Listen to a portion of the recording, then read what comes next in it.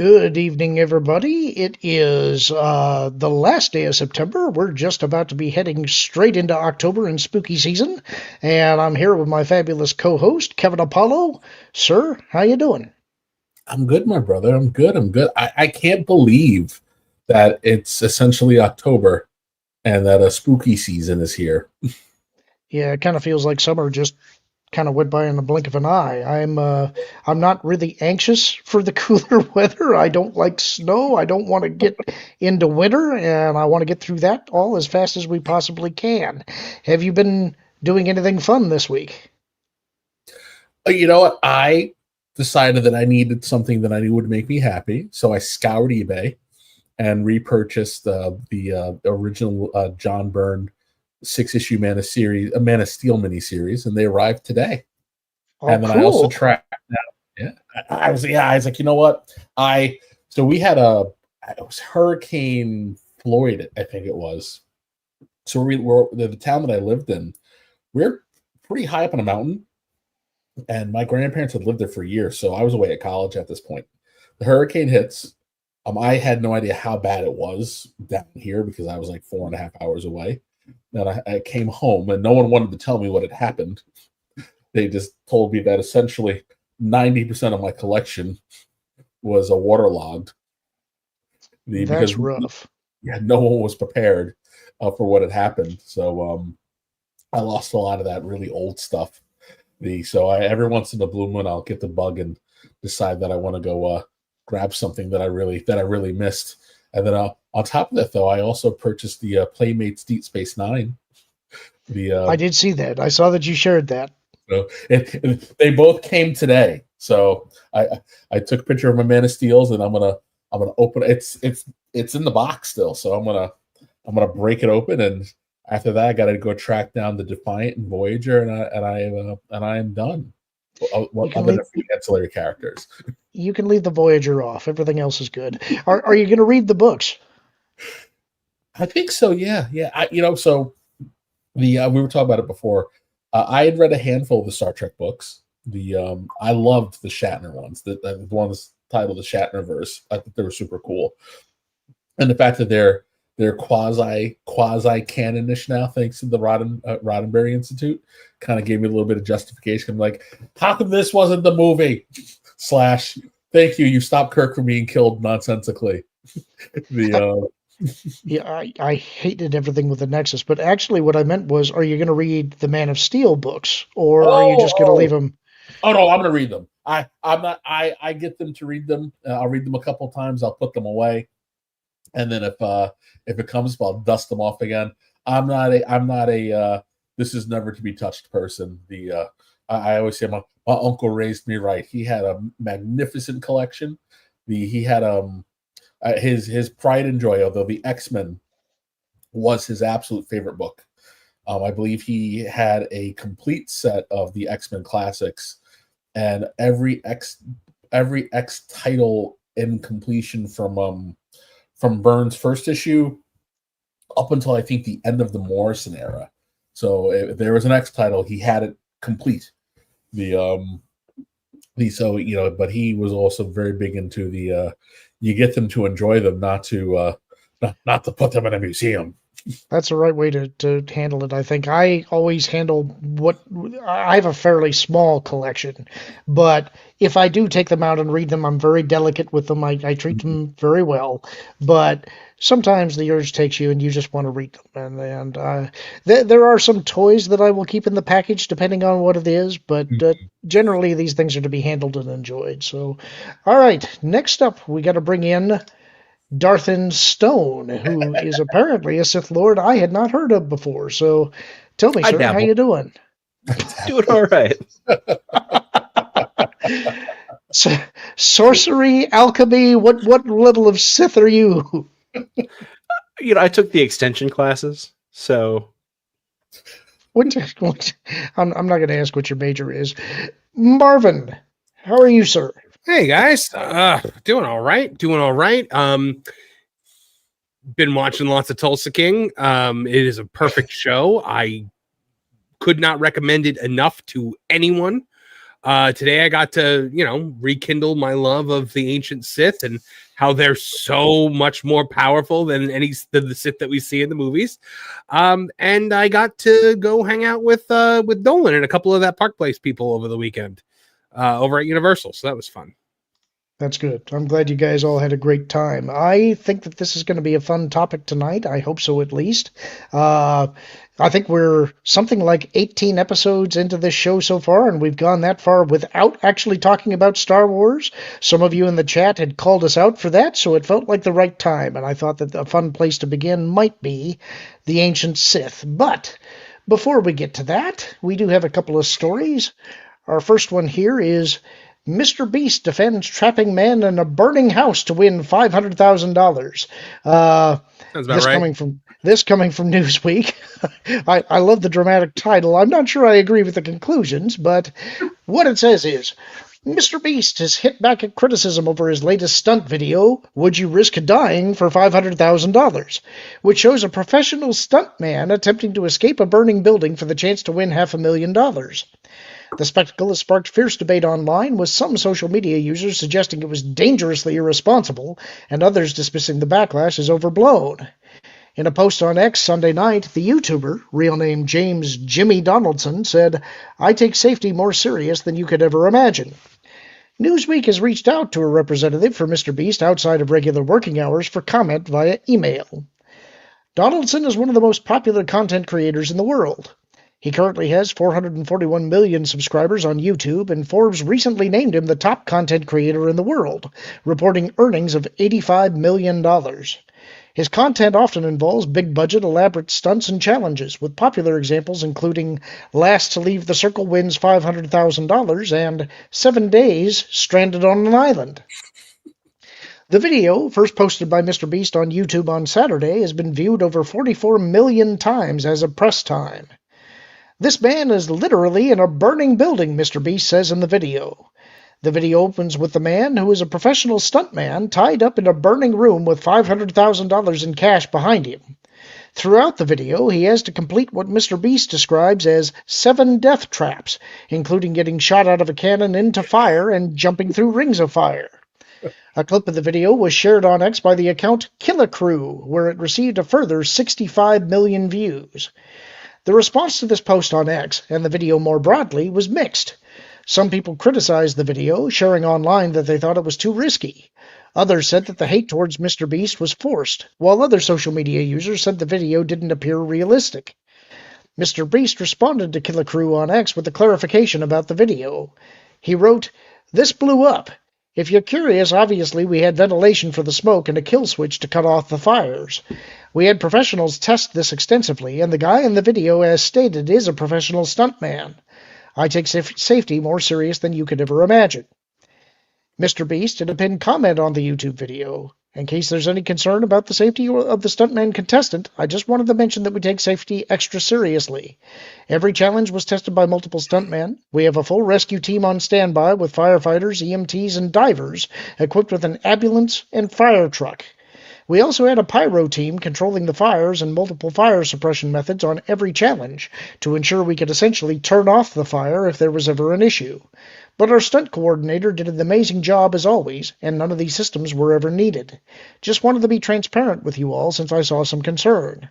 And then there are various commenters who are all sharing their opinions which go in different directions, such as Dree Fox, who said, Dude out here discovering new ways to commit arson with a brand deal, and Snib AI, who said, Yikes, Mr. Beast really taking high stakes to a whole new level, followed by Young Wook Jeezy, who said, I have a hard time believing bro was in any actual danger, not gonna lie, and the Global Index, who said, Mr. Beast, hate is so forced.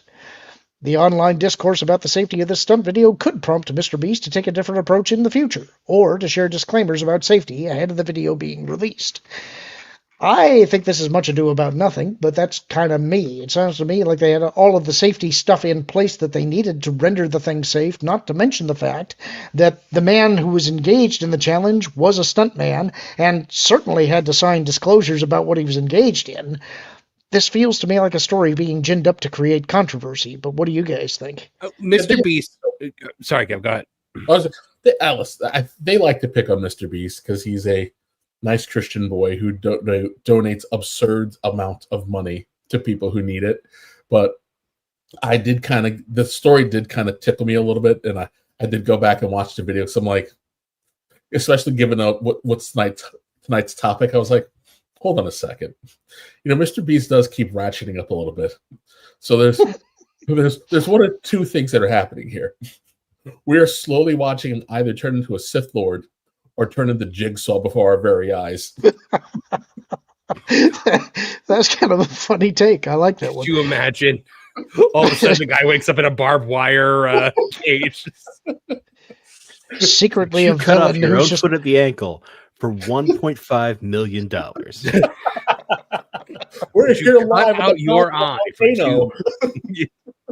The Mr. Beast, it no matter what he does, everyone calls him a horrible human being for doing it. So yeah, at this point, you might as well become a supervillain, because this guy literally builds houses for homeless people in Africa, builds wells for villages that are dying of thirst, and people are like, "You're terrible."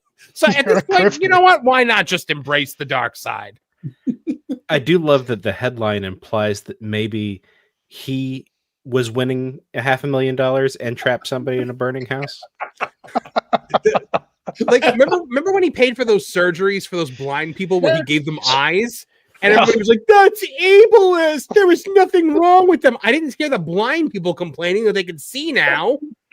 Yeah, I always think this is kind of weird. It's like, I get that anytime somebody becomes popular, it becomes popular to hate them because they start annoying people because they show up everywhere.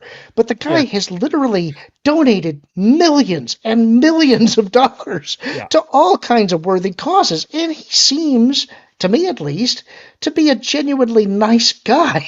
When he was building the schools and the wells in Africa, people were saying, he's got a white savior complex. You know who doesn't care that he's white? The people that have drinking water in a school now.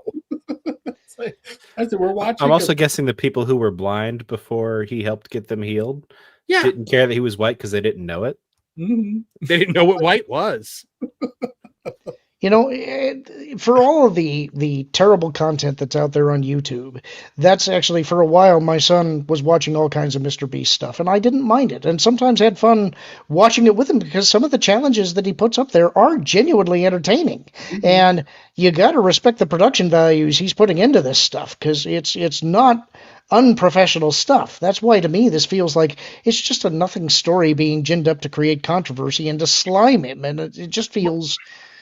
And like when he did the thing where he donated the eyes to all the blind people, it wasn't like these 5 blind people are going to be put in a house where there are eyes somewhere and they've got to find it with no sight. Like, he just did it. It's like, can you get the eyes? If you fail in the challenge, we're not going to give you the surgery. That would be evil. Are you willing to kill to see? He locks 2 people in a room. One has bad kidneys. One has a bad liver. Oh no! One knife. There's one knife. Did that go too dark? I'm sorry if that went too dark. Oh no, that was perfect. We should not be giving people ideas, because somebody's going to run with some of that. Anyway, that was our first fun story for the night. We do have a super chat from Archer Merchant for $2.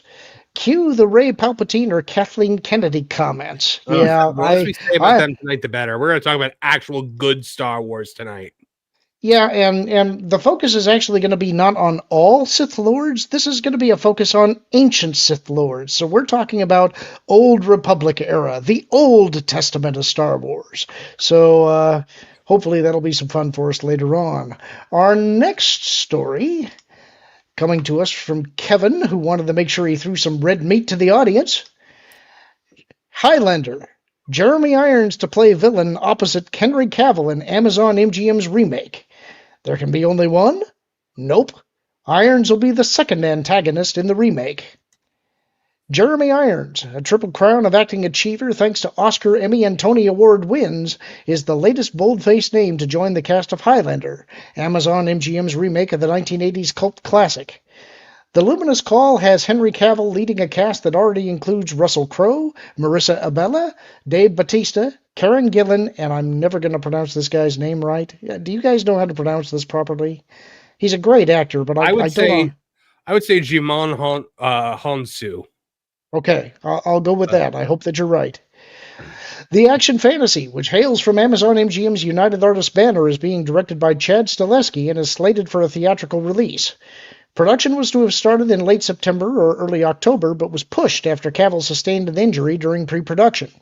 Production will now begin in early 2026. Cavill is playing Connor MacLeod, a medieval Scottish Highlander who discovers he is an immortal warrior. With the help of a swordsman named Ramirez, to be played by Crow, the titular Highlander battles other immortals across the centuries until, as the line in the original 1986 movie exclaimed, there can be only one. Wait. Are we getting, like, I didn't know, like, who these people were playing here. Russell Crowe is going to be Juan Sanchez Ramirez? Yes, the Spanish Egyptian. I'm going to teach you how to fight. Well, at least it's appropriate. It's better than the English Spanish Egyptian. Making movies, making songs, and fighting around the world. Batista is the Kurgan? Batista is the Kurgan. Batista the movie's top to play the Kurgan. Yeah. The movie's top villain, while Gillan is MacLeod's Scottish and very mortal wife. Hansau is an immortal warrior from Africa, while Abela is MacLeod's modern romantic interest. Max Zhang and Drew McIntyre are also in the cast. So Karen Gillan is playing Heather. Mm-hmm. And then Hansau's playing the guy that we saw one time or twice on the bridge in Central Park, and then he gets beheaded. He's playing I'm just mad that it's Connor MacLeod and not Duncan MacLeod. Because Duncan is the superior MacLeod, and I will fight for that. Until there's only one. Yes. That one is Duncan MacLeod. In a part that could be juicy, Irons will play the movie's other antagonist, the leader of a secret order called the Watchers, who are keeping an eye on the Immortals and see them as a threat to humanity. So wait, they're merging the movie continuity and the TV show continuity. Then that's interesting. That's the plan. That's why there was so much confusion on if he was going to be Duncan or if he was going to be Connor. So they might bring in Duncan in a sequel. So this was the question I was going to ask you guys, because I knew that wasn't in the first movie. So this is something that is taken from the TV series then. Yes. Yeah. The Watchers from the TV series. Yeah, the Watchers document the Immortals. They keep track of like who kills who and how many heads they've taken. Are they sworn never to interfere in the affairs of humans? Actually, yes. Yeah.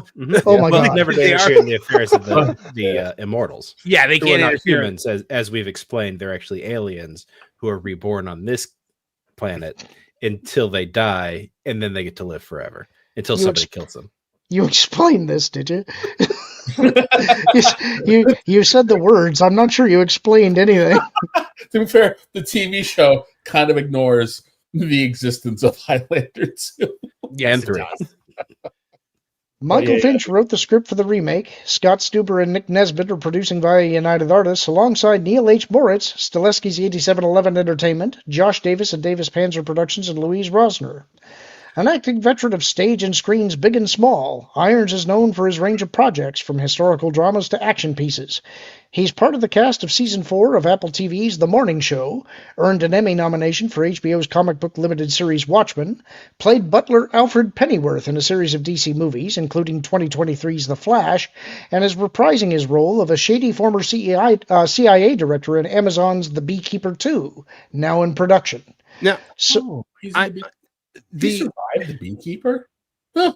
I thought he died in that movie. By the way, that's a phenomenal movie. With the fact that they dropped Highlander 2 and 3 from continuity in the series is fascinating to me, because Connor still fights the Kurgan in the continuity of the series, but it wasn't the Gathering, and he didn't win the prize. So I'm like, did he just think it was the Gathering? Like, did he think him and the Kurgan were the only two left? And then all of a sudden he gets like a call from Duncan or something like that, and he's like, oh, hey, cuz, how's it going?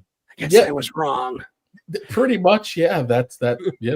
I think in the pilot they explained that the Kurgan had beheaded so many other people that the quickening was so powerful he assumed he got the prize, but that wasn't the case. So, I I don't know what to make of any of this because, again, my knowledge of this goes to the one movie, and I have tried to blot out all of the brain cells that had to process anything having to do with it. So, does this excite you guys? Is the fact that they're merging the TV and the movie stuff good? Yeah, Yes. the TV show is the vastly superior product. The original plan was to have the show be centered around Christopher Lambert's character, and he's like, I don't want to do TV. And then they didn't want to have a situation where you had a different guy playing him on TV, but then he was still making movies. So then someone had the bright idea to go, well, let's just give him a cousin who has the same last name.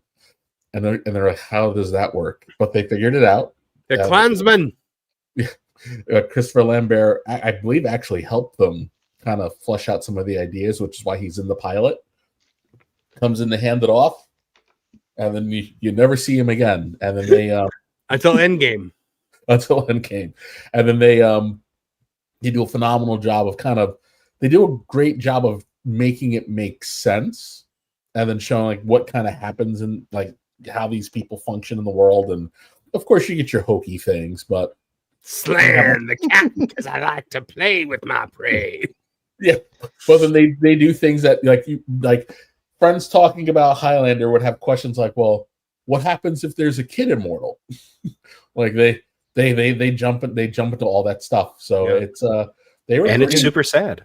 Did they behead a kid? They come pretty close to it. The kid is not someone you want to save. So it's a nearly headless Nick situation? They conveniently get him out of the picture. Yeah. Well, also, they're not allowed to show beheadings on TV at the time.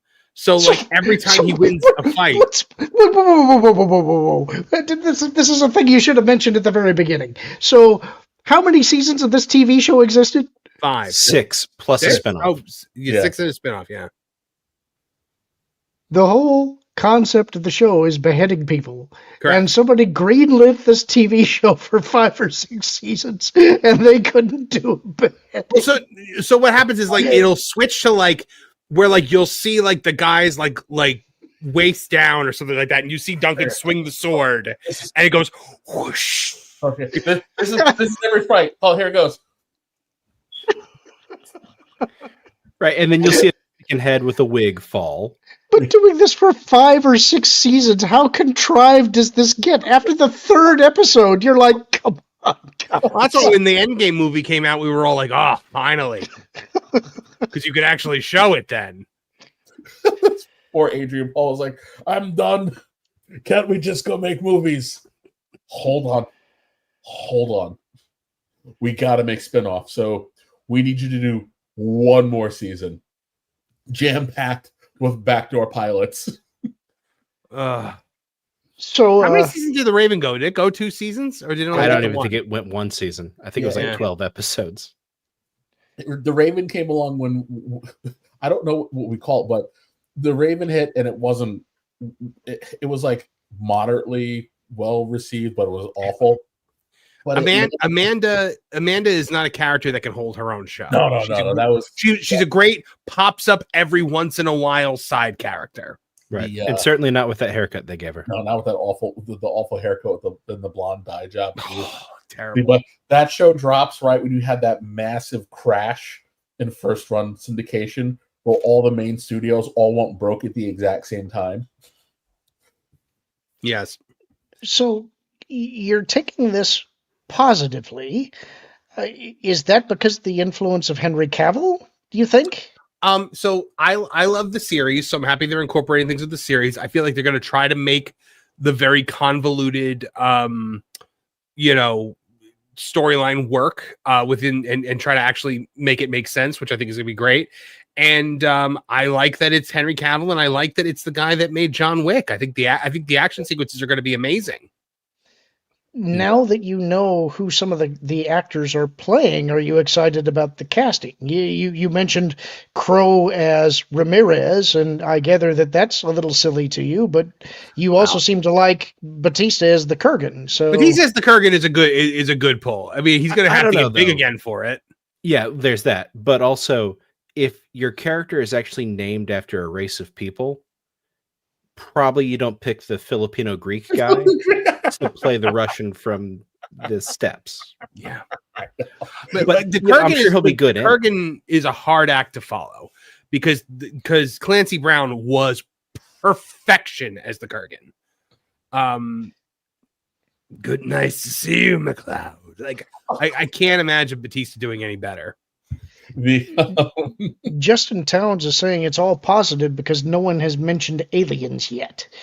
Do you Yes. think that's going to be jettisoned, or do I you think think it'll that's- still be there? I don't think they ever mentioned the aliens in the show. I think that has pretty much been eliminated from canon. Yeah, I it's think pretty so. much all the amorphous mysticism of it all. Yeah. Though, I mean, there was The Source, and it is a movie so bad that I have never been able to successfully get through the entire thing. It's not you don't want to. It has special defects. That's Yeah. how bad this movie is. Yeah, no, I get the same way. That guy goes, "This is holy ground," and I'm like, I'm done. Like, you broke the dragon's head katana and killed Joe in the first hour of this movie. I'm done. I go ahead, Kevin. Sorry. If you're gonna watch anything post highlighter, there's a reunion special where two of the characters get together and they reminisce about the show. I don't remember what anniversary it was. It may have been like 15 or something like that. So skip the Source like they did when they did the 15th anniversary discussion, and just keep it moving. It's one of those, they have a habit of writing something so awful, and it comes out, and then they go, "Oh man, that was really bad. How do we make up for it?" And then just go, "You know what? It never happened. It never. We're just going to gaslight everybody. We don't know what Highlander 2 is. That's never happened. The Source, that was a fever dream. You're making it up. That's And a with lot. The Source, I think the entire fan base was pretty much happy to be like, yeah, okay. So with Jeremy Irons, do you think he's going to end up being Mythos? Is that going to be like the third act reveal? Well, Mythos would have to be younger than Jeremy Irons to really sell. You know who would be good? Mads Mikkelsen. He would be good. He's still a little old to me. I think Mythos needs to still look like he's in his 30s. Mythos is an immortal who's like don't give away the 2000. twist, though, because Okay. Don't give away the Mythos twist. There's a couple things that I have questions about here. One is that Jeremy Irons is a fantastic actor, but are we getting, say, Hans Gruber's brother, Jeremy Irons, from I think it was Die Hard with a Vengeance. I think was that one.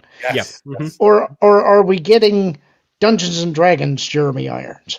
Either way, God. there's going to be excellent scenery chewing. Yeah. And the second thing is, you described the Watchers as being people that are chronicling the immortals, but can't interfere in their business. So how does that make him the villain here? They start interfering. Yeah, they start Oh. interfering. The first couple of seasons are dedicated to we're not giving it away, but the Watchers decided they're going to start killing immortals because they're like, no, we can't have these creepy things wandering around. Which you would think they would have done Immortals. earlier. Way earlier, right? Well, at one point they were taking in Endgame. They're taking volunteers because they have to decide like, well, we have to figure out where Connor has been through the entire run of the series. Connor essentially volunteers to take himself out of the game, and they put them in like this, like almost like a suspended animation thing. But I mean, like they're just like basically chained to a table, and they're just kept away so that no one can win the prize. Which is a smart strategy. Yeah. Okay. Well, My immortal strategy was always going to be I would just go to like a monastery in Japan and spend 100 years becoming the greatest, like learning from warrior monks to become the greatest swordsman. And my buddy pointed out, he goes, yeah, but then you're not out there taking heads. You're not getting any power. You're weak when you get out of there. Like, what are you going to do? And I was Because like, you're compelled right. to go to New York for some reason. Right. Just really got to go see Wicked. So they say that the filming's been pushed back to the start of next year, and generally these things probably take a year to a year and a half for post-production. So are we thinking release is 27 then? Makes sense. Probably, maybe they may be able to squeak it a little bit faster because they did crank out those John Wicks pretty fast. I think Maybe it'll it'll be be well. This is going to have maybe. more special effects than a John Wick, though. It's going to have like quickenings and all that other stuff. Lightning dragons. And I think last week Mr. H talked about the Voltron test screenings, and a big happy note was that Cavill apparently has this massive sword fight, and it got everybody excited for Highlander. So, oh, nice. Well, guys, I do want to say to the audience, because I don't think that I said it before, thank you, everybody, for being here tonight. We've got a little over 300 people in the viewing us right now. I would ask, I don't usually do this, but if you wouldn't mind liking, sharing, commenting, subscribing, sharing it out with your friends, it does help for engagement with the algorithm. We're also getting really close to getting WDW Pro's channel up to, I think it's 200,000. I think we're only like 3,000 away, so memberships are also great if you guys have any that you want to gift, because we're trying to get to that special thing that he's planning for that. So I just wanted to let everybody know we're getting real close there. Our next story is kind of painful. Cost of making Indiana Jones and the Dial of Destiny passes $400 million. This is from our friend Caroline Reed at Forbes, who, if you've been following us for any length of time, she is an incredible researcher, does excellent work. We always love getting to shed light on her articles. Says just an incredible person, too. Just really kind, very giving with her time. She's become something of a mentor to me in the journalism business over the last several months. I love Caroline to death. Yep. Indiana Jones and the Dial of Destiny ended up being one of the most expensive movies ever made, as its cost came to $419 million, according to filings recently released by Disney. The movie cost over $100 million more than trade titles estimated, making it one of the biggest gambles by Disney in recent years. Indiana Jones and the Dial of Destiny was released in 2023 and stars Harrison Ford as the eponymous aging archaeologist who is on a quest to track down an ancient artifact before it gets into the hands of the Nazis. The movie was the fifth installment into the Indiana Jones franchise and whipped up a storm, as its $384 million box office was far lower than that of its predecessors when adjusted for inflation, and $35 million less than the production's costs. That's despite the Dial of Destiny including several scenes featuring a de-aged Ford looking like he did in his prime when he played the character in the 1980s. This was thanks to groundbreaking technology developed by Disney's visual effects division, Industrial Light and Magic, and it came at quite a cost. The first indication of the bill for the film came in a report by this author in Britain's Sunday Express newspaper back in November of 2022. It was based on financial filings from Disney, so there's no doubt about the accuracy of the data. Despite being a globe-trotting adventure, Dial of Destiny was made in the United Kingdom, and this shines a spotlight on its costs. Studios filming in the UK get a reimbursement of up to 25.5% of the money they spend in the country, provided that at least 10% of their core costs are incurred there. In order to demonstrate this to the authorities, studios set up separate companies to produce each film in the UK. They are obliged to file legally binding financial statements, which are released in stages, starting during pre-production and continuing long after the premiere, to give the production team time to ensure that all the bills are paid. The report in the Sunday Express revealed that by November 2022, more than $320 million had been spent on making the movie. This author then broke the news that a further $79 million had been spent on post-production work in the year to the start of April 2023. The latest set of filings show that over the following year, $17.8 million was spent on the production, bringing its total cost to precisely $419 million. It's a world away from the $300 billion the deadline claimed was spent on the production.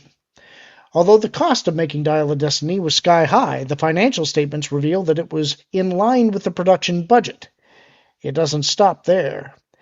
Disney banked a $66.7 million reimbursement in return for filming Dial of Destiny in the UK.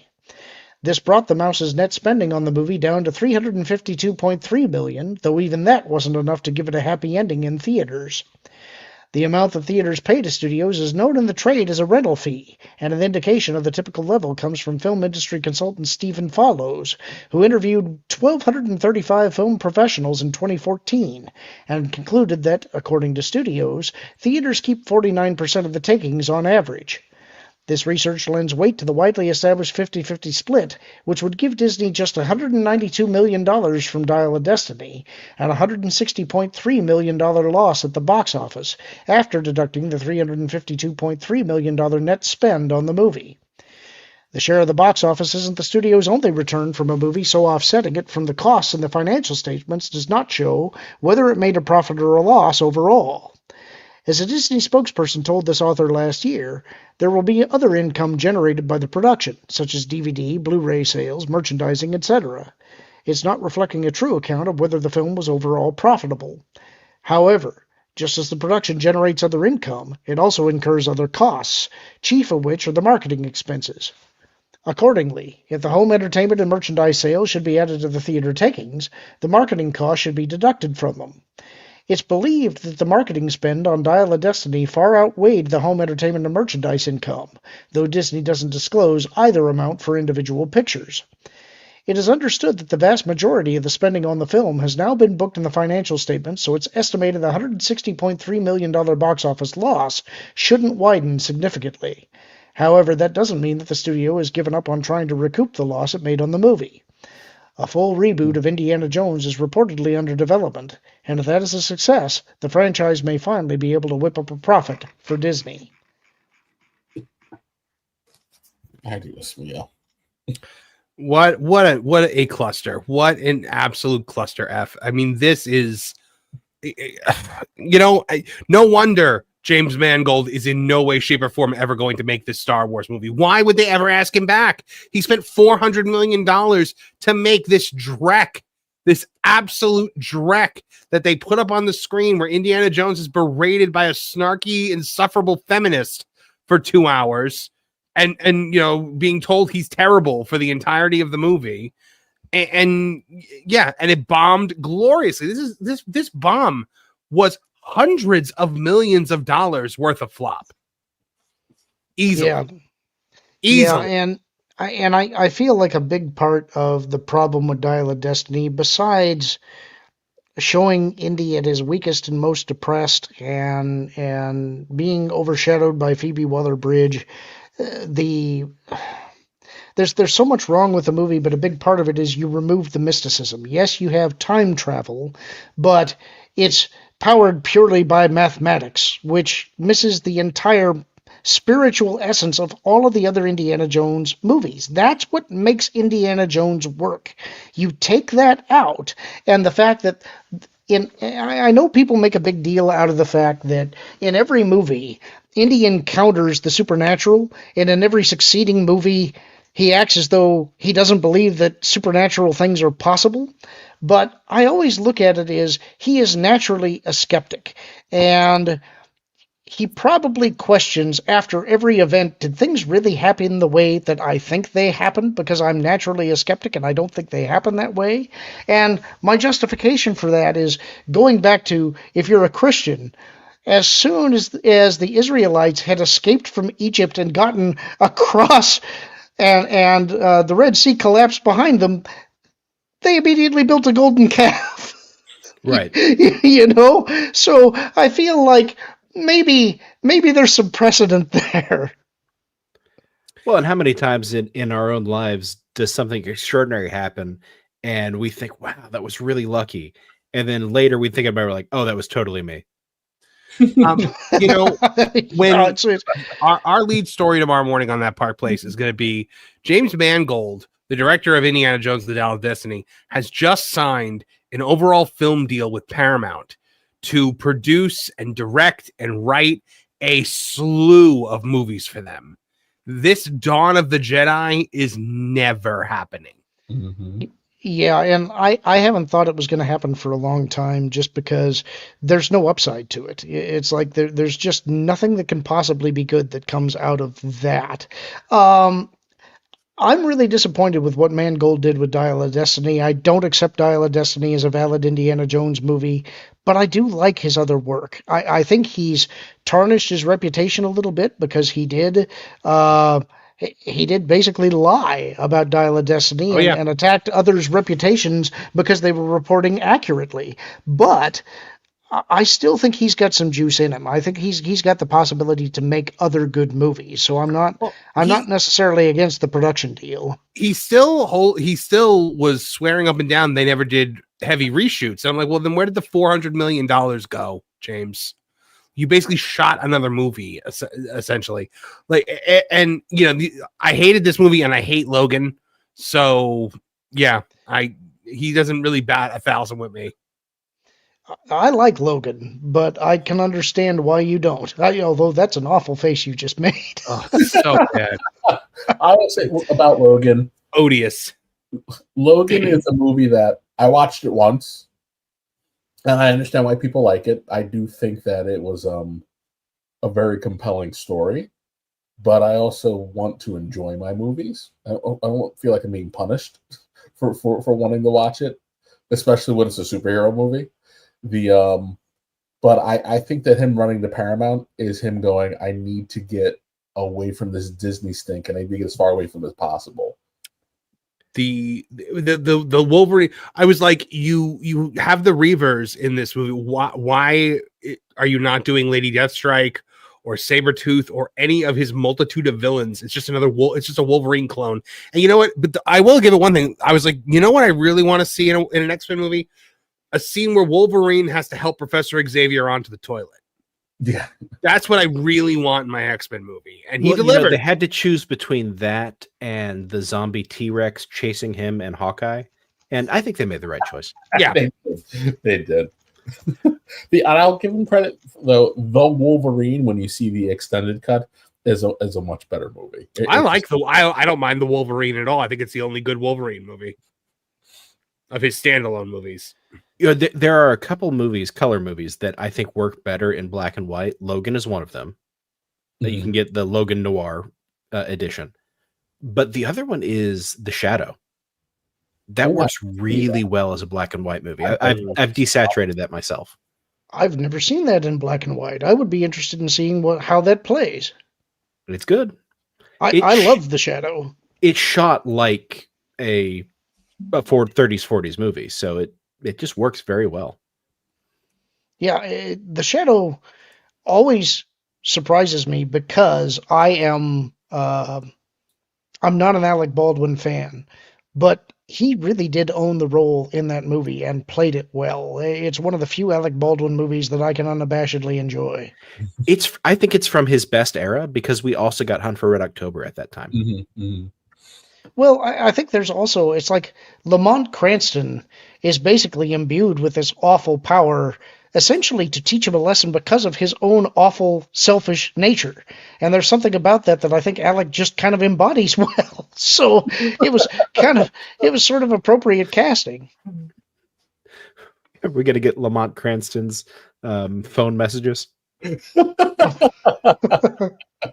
Let me tell you, when Trish and I heard that for the first time, we could not listen to it enough. And then when he goes on Hannity like 2 weeks later to try to like make up for it, and he's just chewing gum and blathering on about nothing, it was also chef's kiss entertainment.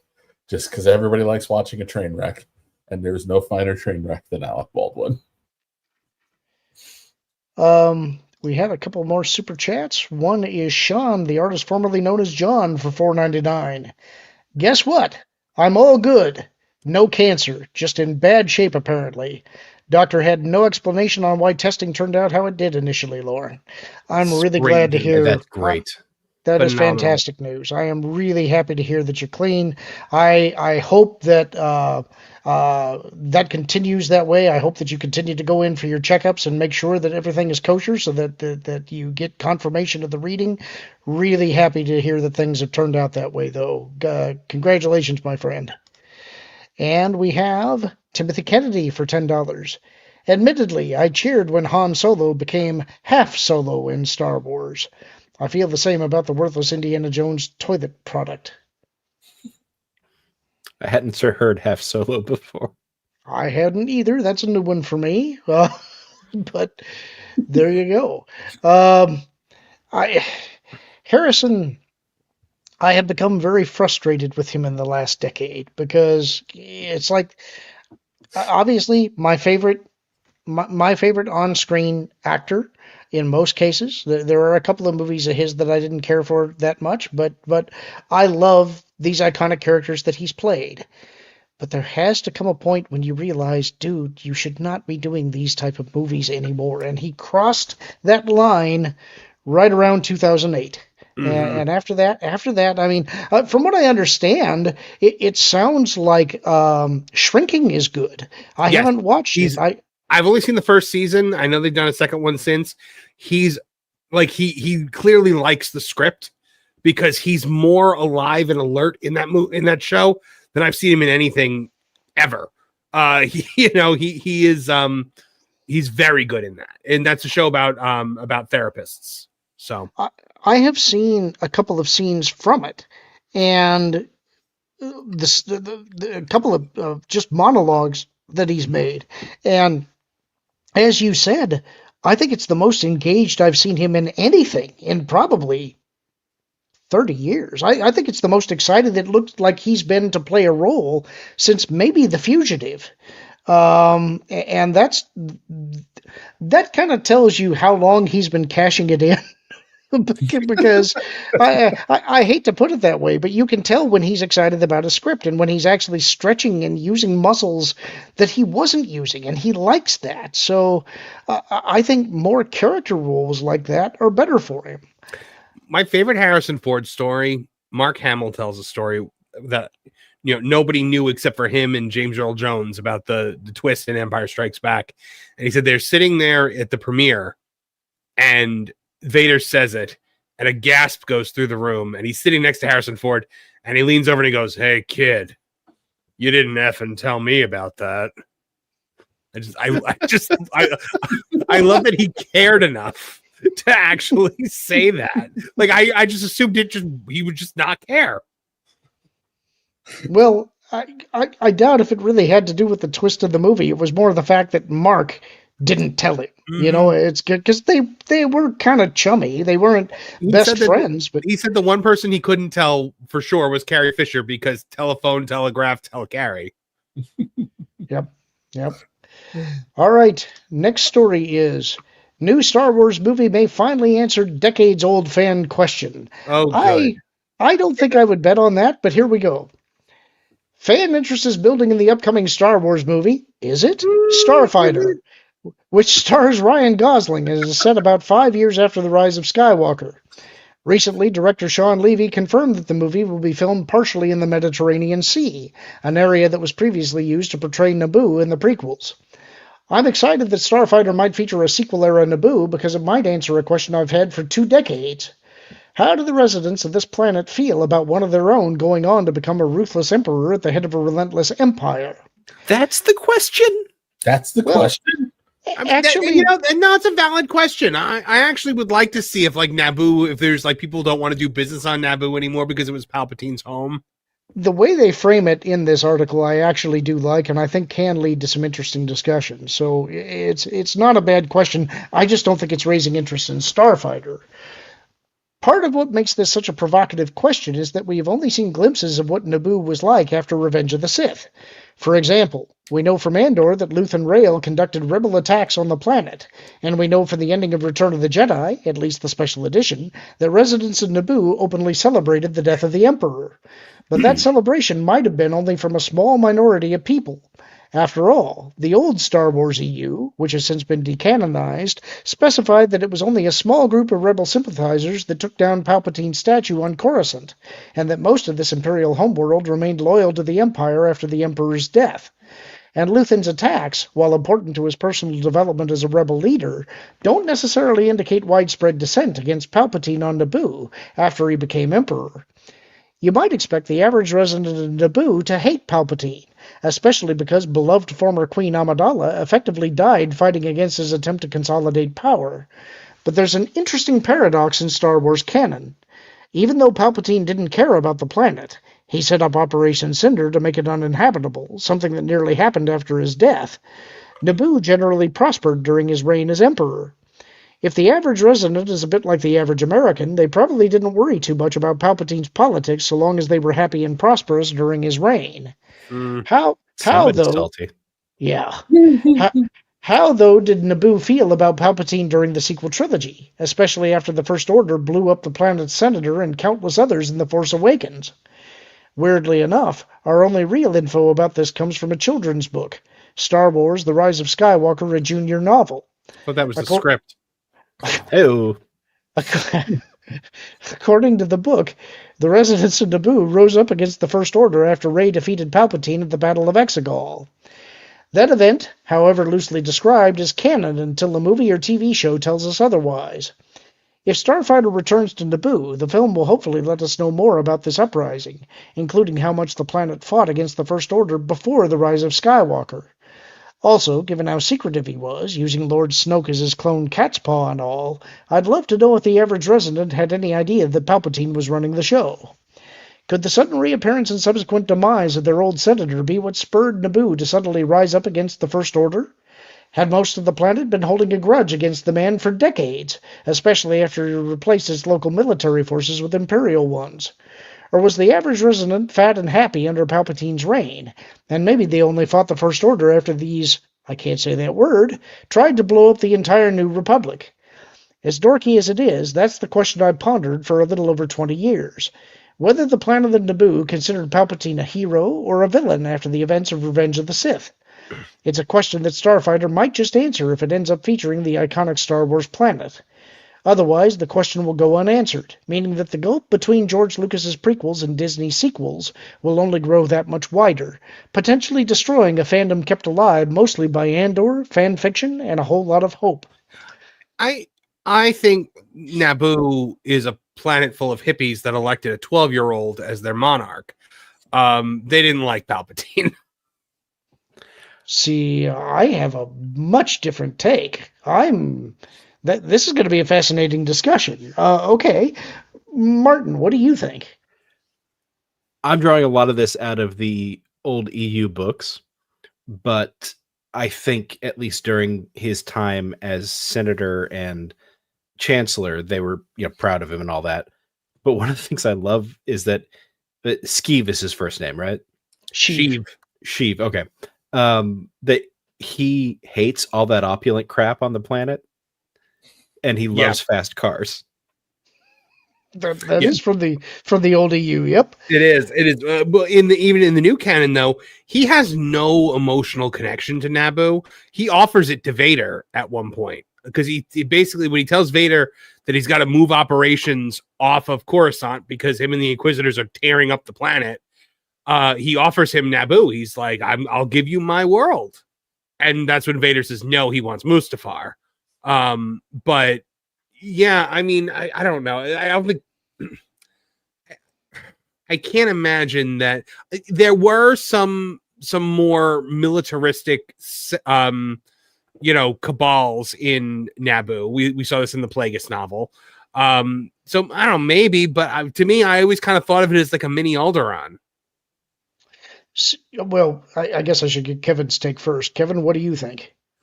I don't know. I was thinking about this. I'm kind of wondering, but I don't think it's a good analogy, though. It's like, are you having a situation where it's like Virginia and Robert E. Lee, or is it just like hey, he was a great chancellor.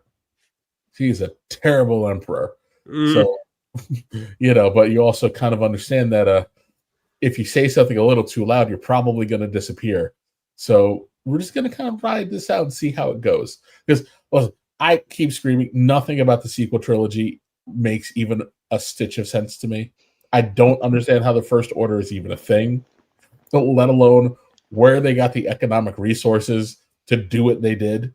And how government incompetences, that's a given, but how exactly the New Republic was so incompetent that they let this issue kind of respring up over again.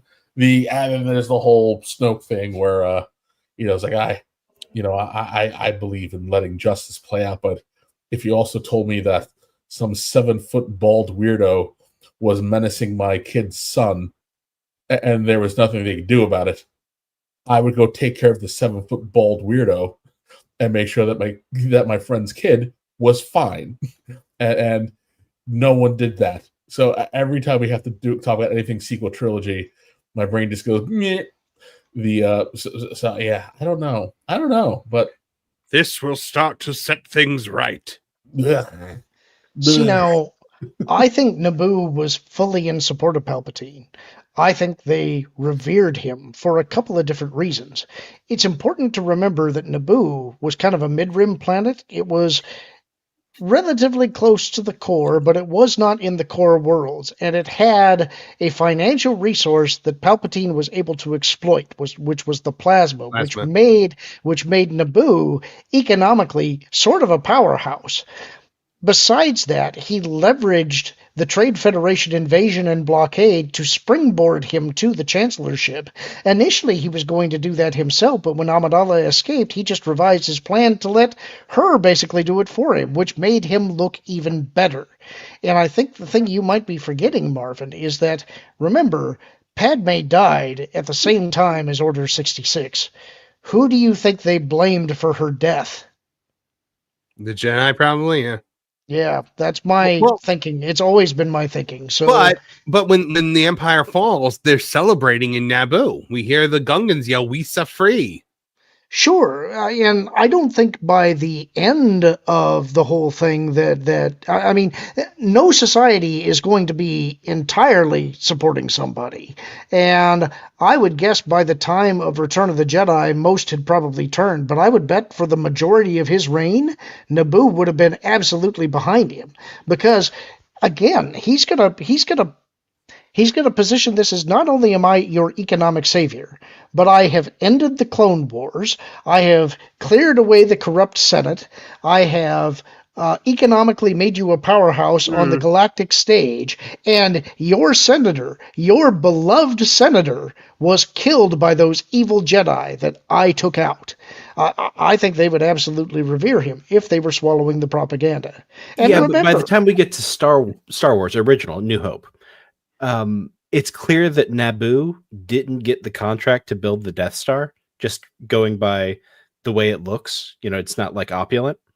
So the fact that they didn't get that contract probably made them salty. Well, I don't know. I don't see Naboo as a manufacturing powerhouse. They're not like a Corellia. Look at it this way. Yeah, see, like Corellia would turn out Mustangs, right? That you could customize and put different engines in and turn them into souped up hot rods. Mm-hmm. Whereas what you're going to get from Naboo is more like a Bugatti. You know, they're going to make a relatively small number of really expensive fancy cars that are still fantastic pieces of machinery, but they're not going to churn out mass-produced crap. Okay, yeah. So I don't think... Let's also think about this. If a single presidential administration lost a Ford-class supercarrier and then did it again 5 years later, there's going to be a major hit to their popularity. Yeah, and there's another thing to keep in mind here too, which is Palpatine's going to be more popular the closer to the core that you are, because that's where all of the elites are. That's where those people who are making the economic decisions for the galaxy reside. It's why he was aligned essentially with the Trade Federation and the Intergalactic Banking Clan. It's also why he eliminated the leadership of the Trade Federation when the Clone Wars was over, but didn't eliminate the Intergalactic Banking Clan. Sandhill got skewered. Yeah, but the banking clan itself continued. Oh, okay. And so the Empire, as it was building up its power, was essentially eating the outer rim and the unclaimed regions, essentially regions that were in the galaxy but not under the control of the Republic, inward, because that's where it was stripping resources from to build the Death Star and the Imperial fleet. So people on the outer edges of the galaxy, essentially the rural parts of the galaxy, they were tipped off to what the Emperor was way ahead of time. They knew what was going on. With the Death Star construction, they also saved a bundle on all of that labor cost. Well, I guess you don't have to pay off the contractors who are still on it while it's being built.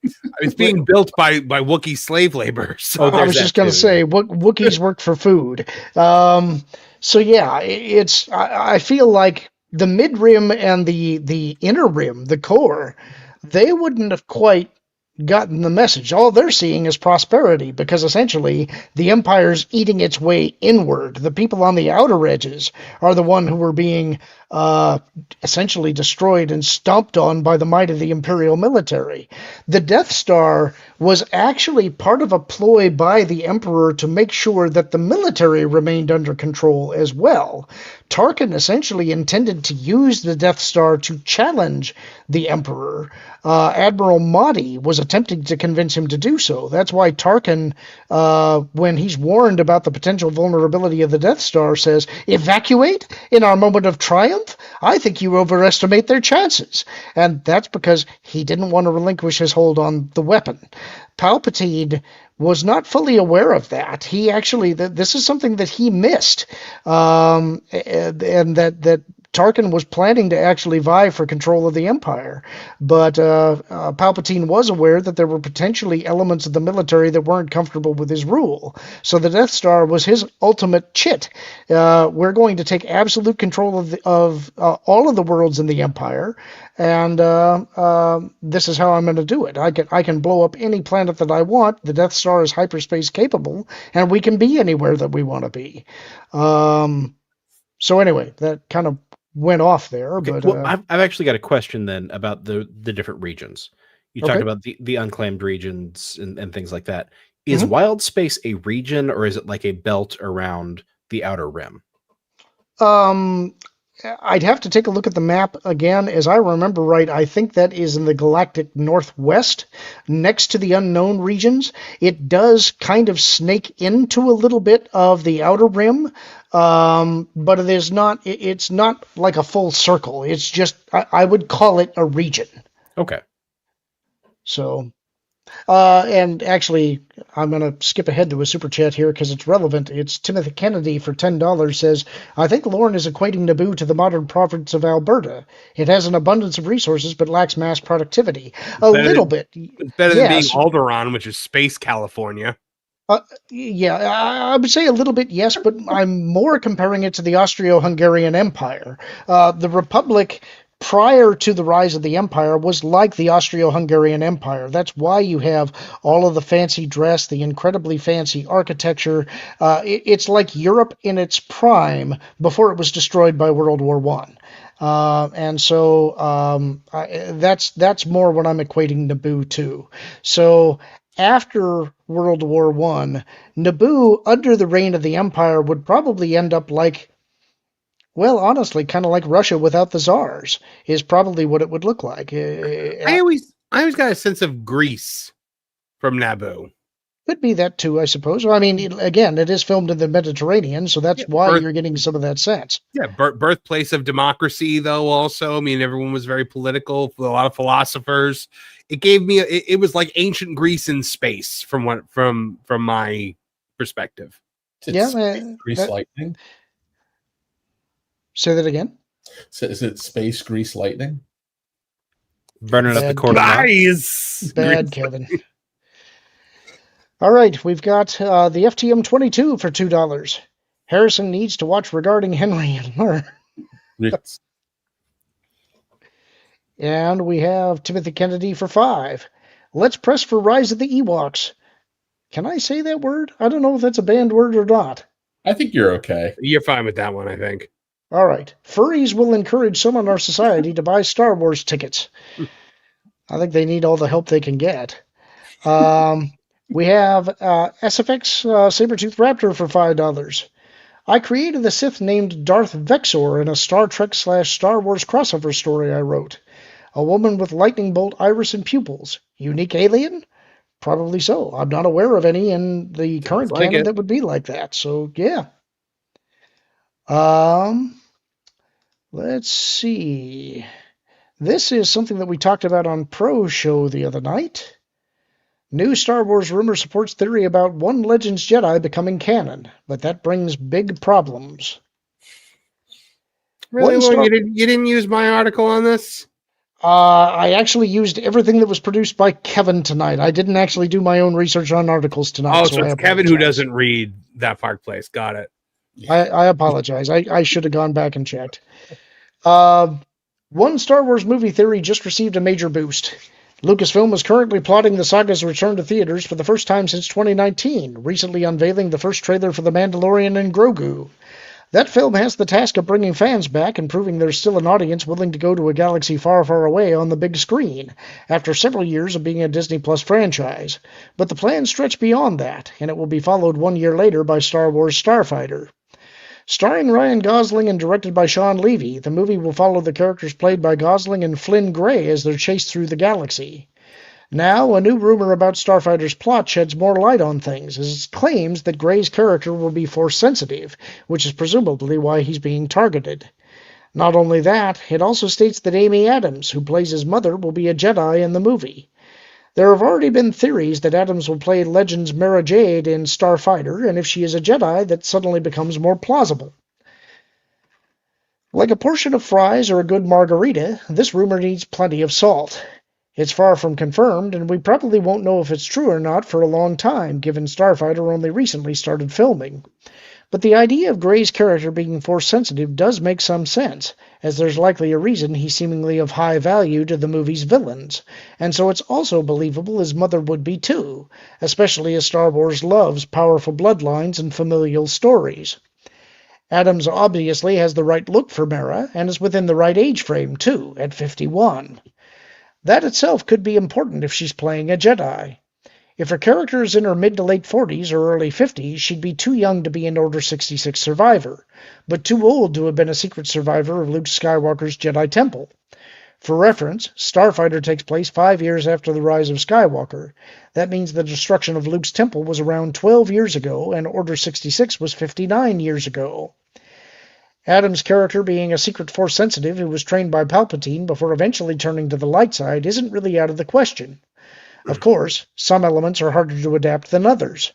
It'd be fairly easy to reveal that she had been the Emperor's hand. It's much, much more difficult to include her romance with and marriage to Luke, though technically not impossible. It also wouldn't be too surprising if Starfighter either took the name or certain elements of the character and packaged them into something new. Much like the scientists in Jurassic Park, there's a concern that the powers that be here will be so preoccupied with whether or not Mara Jade could become canon, they won't stop to think about whether she should. That's an altogether different question, and one with an even more complicated answer. Mara is hugely popular, and rightly so.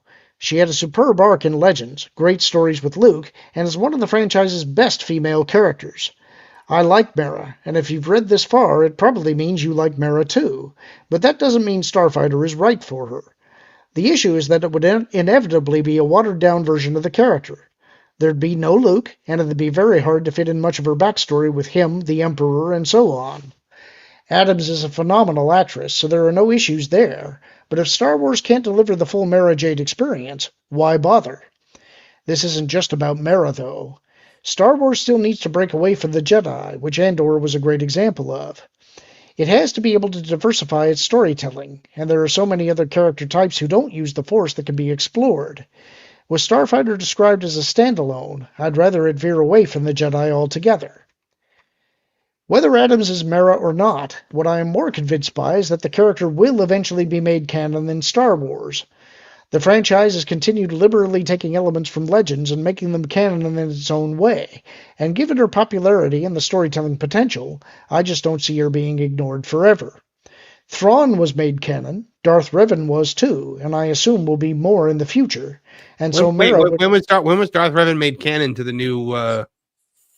A very obscure reference that was not actually in the movies or TV shows, but was in one of the reference guides for The Rise of Skywalker, in which one of the Sith legions was named after him. Oh, okay. And so Mara would make sense as well, especially with so much time being spent on the post-Return of the Jedi timeline, and even perhaps a very loose adaptation of Heir to the Empire on the horizon. The title of Emperor's Hand already exists in canon. Now that part I'm not sure about. Yeah, I don't recall that being mentioned, albeit in a different form. Star Wars loves revealing secret Force sensitives in Jedi, so what's one more? And Mara would make Dave Filoni's planned movie that culminates the New Republic Mandoverse stories feel even bigger. there would also be a lot of problems. So again, I'm not entirely convinced it's the right call, but I'd just be surprised if Star Wars left all of that untouched.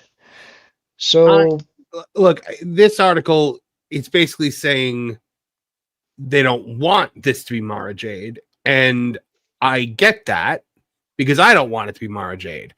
I think it is going to be Mara Jade because I think they are going to use a classic EU character that people have a lot of love for as a way to piggyback Rey back into the movies and connect her with Mara Jade, and then all of a sudden they think the goodwill is going to pass from Mara Jade to Rey.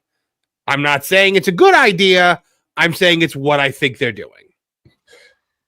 I think that some reality has slowly started to creep into the writers' council, whatever they call themselves, and they realize that they really screwed the pooch by pulling Luke Skywalker off of the table and then treating him horribly for the better part of a decade. And now they realize that the same reason George didn't have Luke walk off into the sunset or put on the Darth Vader helmet at the end of Jedi is that people need happy endings, and doesn't matter how much shine you try to put on the turd that is a sequel trilogy, it ends on a bummer note because all of your heroes are dead, and Palpatine's granddaughter, culturally appropriates the Skywalker name, so no one's happy. I don't think they have much of a choice for this to be anybody other than Mara Jade. And sure they do. I mean, they sure do. They do. But we're talking about people who couldn't.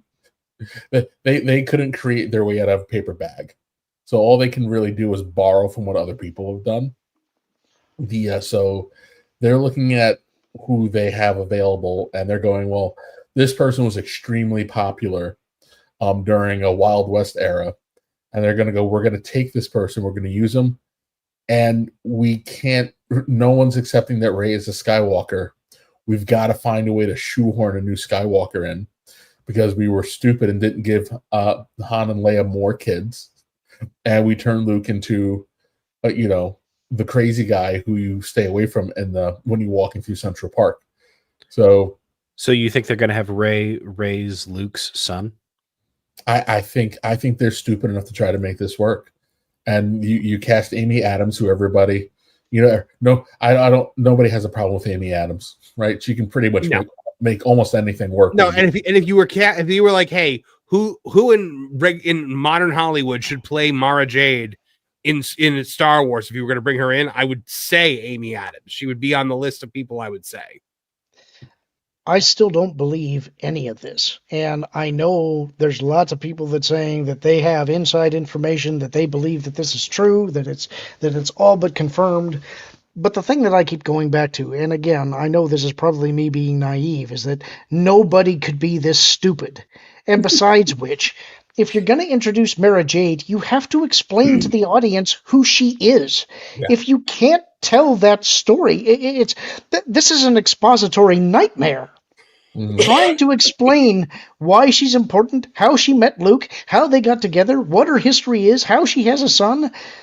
You're going to spend half an hour explaining her past. That bores an audience to death. There's just no way that this works for me. And again, they said that this was not a Skywalker movie. If they go back on that, again, dumbest marketing idea ever. If this is really what they're going to do, they are literally going to completely destroy this. There's nowhere else they can do. This does not work. It's, again, chocolate and mustard. It's you don't put those two things together. I want to think about this too. In the timeline, if this is 5 years after the end of Rise of Skywalker, and the kid is the age he is, then Mara Jade knew full well where Luke Skywalker was the entire time and could have told anybody. In an emergency, you can get a hold of him at this number. Unless he leaves into exile and doesn't tell her and is just even more of a bigger jerk than we thought he was in The Last Jedi. What is it about Hollywood making heroes deadbeat dads? They love it. I mean, they love it. And it's in everything. It's in TV, it's in movies. You just a hero is not allowed to be a good father, which in turn It's my single biggest gripe about Superman Returns. Well, they even made in Legend of Korra, they even made Aang from The Last Airbender a deadbeat dad. Yeah. When they go back and talk about him, like he was just never there for his kids that weren't airbenders. Like I was like, wow, we had to like take a dump all over your hero. We see this all the time. I mean, look, Leslie Headland explained it when she did her interviews about the Acolyte, where she talked about, you know, having to break the lightsaber and kill the father figure because of the inherent sexism of patriarchal, father figures and whatnot. I forget exactly how she put it, but it was obnoxious. So I want to touch on a couple of comments here that I see. Dave T. GIT, then do not fully explain it, you goober. That's like, but you can't. You have to explain who these characters are, because otherwise it has no impact. It's I feel like what you're trying to do, Lorn, is you're trying to put like sensible arguments in front of nonsensible people who make stupid decisions. They decided that they needed to make another chosen one born of two lesbians in a witch coven. Yes, but understand who the creator was that did that and why she did it. I'm trying to use their own logic. If their logic is Mara Jade was popular and we want that popularity to rub off on Rey, then you have to explain to the audience who are not us, the normies, the people who actually buy tickets en masse. Who is Mara Jade? Why is she popular? Otherwise, Lucasfilm has this thing where they kind of make it like, this is the thing that we want. Figure out how to make it happen. Well, that's up to the writer to figure out. Like like Rey should have Anakin's lightsaber. Well, how did she get it? I don't know. Figure it out. You're forgetting that's what the sequel's for. So we'll do the typical modern Lucasfilm of we're not going to give you any information, and just before the credits roll, she's going to be like, "This is Skywalker," and then we'll sit around and wait for them to cobble together a sequel. In all likelihood, this kid who is just a MacGuffin. Mm-hmm. But like all fetch quest movies, the escort mission is a MacGuffin. You just found a way to get me to buy into this movie. The character's name is Mac Guffin.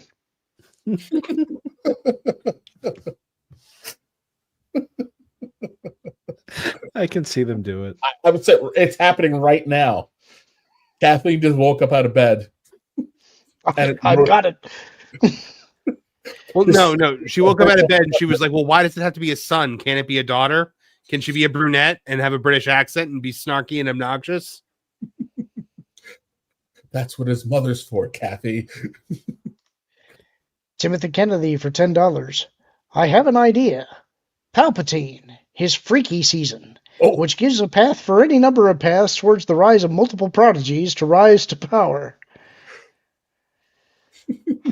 You're putting images in my head I don't want. Rey's father was a failed clone, right? Yes. Palpatine's just out there hosting Diddy parties. It's prune face boy summer. Prune face boy.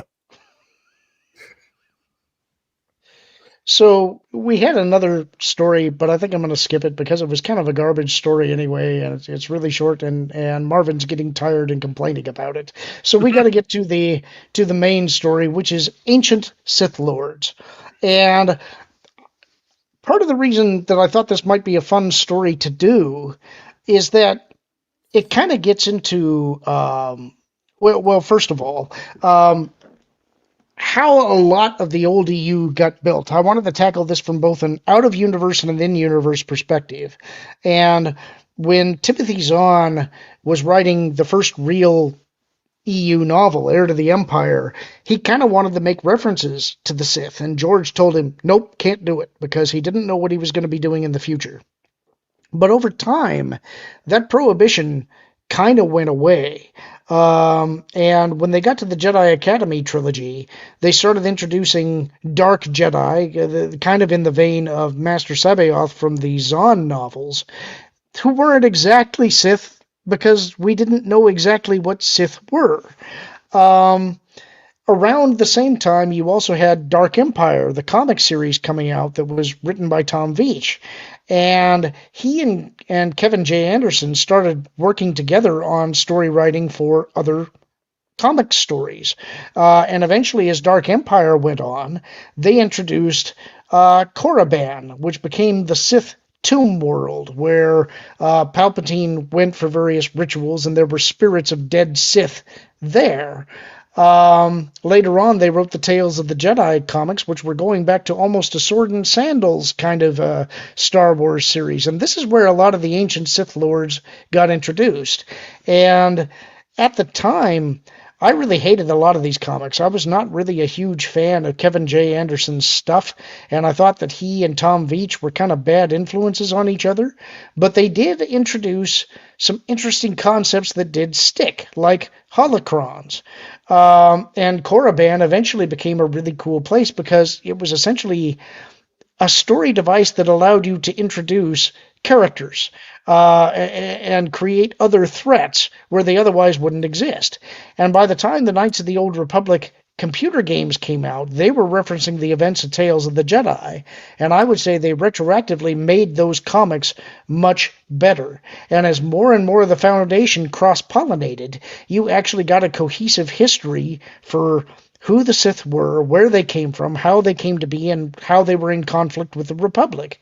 Now, none of this lined up at all with George Lucas's conception of what the Sith were, but that's where a lot of retcon stuff came from as well. At least, this is my general understanding of the out-of-universe explanation for how all of this came about. Marvin, do you have anything that contradicts anything that I said there? No, I think that hits it on the head. I think it's very much, looking at what George saw the Sith as and what the EU writers kind of went along and did, because it is very, very different. That's why the ancient Sith feels so different from the modern Sith. But I like that over time, it's one of the things that I complain about in some of the older EU novels from the Bantam Spectra era was that there was a giant amount of power creep, and the Jedi became too powerful.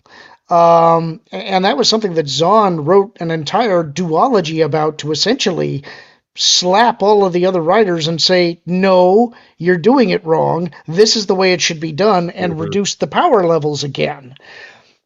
I don't have that complaint about the ancient Sith, specifically because they are Darksiders. Their whole thing is about pursuit of power, and they are fantastically powerful. Yes, and there's even an in-canon reason as to why the modern Sith are less powerful, which, Revan goes into in his holocron, which eventually comes into Bane's possession, where basically he says, too often you had an all-powerful Sith Lord with 4 or 5 apprentices, and they all gang up on him and kill him and then fight amongst themselves. And what's left is weaker than what came before it. That's the entire reason for the World of Two, was because the Sith were trying to build themselves back up to that level of power. It had to ensure that only the strongest ruled. And if you were no longer my favorite justification for anything is when Xana brings back this guy who wants to be her apprentice to Bane's camp, and they essentially jump him, and Bane whoops them all. And then he attacks Xana afterwards and says, you betrayed me. And she's like, no, master, I brought him here because he had this thing about creating a holocron, which you want. And he goes, well, what would have happened if they killed me? And she goes, then you would be too weak to be the Dark Lord of the Sith, and you would have deserved to die. And I'm like, that's fantastic logic. And it works so well in them trying to build their power back up, because it was taken down by these chicken actions. See, what's interesting about this conversation to me is that you focus primarily on the Banite Sith that come after the rule of Bane, whereas I tend to focus on the pre-Banite Sith. I think that Bane's doctrine was actually flawed, in my opinion. And I think that there's an irony in the fact that the one successful Sith Lord who actually did bring down the Jedi essentially did it without the use of the Force at all. He was simply a master manipulator. Well, and that was also kind of the point of the Bainite Sith was we're not going to win this with lightsabers. We're not going to win this with sorcery. We're going to win this with cunning and deception and betrayal. That's what Bane's doctrine was, but all of the Bainite Sith essentially defaulted to we have to amass more power. They still fell into the same trap, and continually... Well, they all tried to make themselves immortal, too. Well, but when you get to Plagueis, he starts playing the long game with banking and government in a way that the other Bainite Sith didn't. Yep. Mm-hmm. Yep. And I think that one of the interesting things about Palpatine in particular is that, or actually, forget about that. The interesting thing I think that was introduced in Kevin J. Anderson's novels, actually, because it was Exar Kun, was that pursuit of immortality. The Sith can achieve a version of it in the old EU in that they can bind themselves to a location or an object, but they are limited into what they can do. They can essentially only talk. They can tempt. They can corrupt somebody and essentially over time attempt to possess them, but they really have no agency themselves because they are tied to this location or object. Whereas the Jedi are able to achieve the immortality that they crave because they simply don't have an attachment. That's the irony. It comes from a surrender of self as opposed to the exaltation of self, which is why Qui-Gon says the Sith can never truly attain Force Ghost status, which to me, I'm still like, well, how the heck did Anakin do it? Oh, because Anakin was a good guy for 5 seconds before he died. Hey, deathbed conversion. That was Bart Simpson's plan, too. Well, honestly, in this case, it's literally true because he did surrender himself to death. He could have attempted to survive despite his injuries, but he didn't. He actually surrendered to the Force, and that's what enabled him to enter the living Force. So, I did create a collection of Sith Lords that I wanted to talk about and go through in a roughly chronological order. Is Xana on the list? Because no, if not, I've got a question. I did not put her on the list, but go ahead and ask your question. So at the end of Dynasty of Evil, are we supposed to understand that Bane has possessed her? No. No? No, the essence transfer does not succeed, but imprints of Bane have been etched into her. Like that's why she's opening and closing her hand. So essentially, like Bane's spirit is just completely consumed by the essence transfer.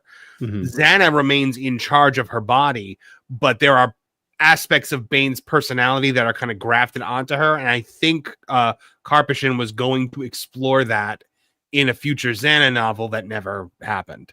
Okay, because at the end of that novel, it's ambiguous.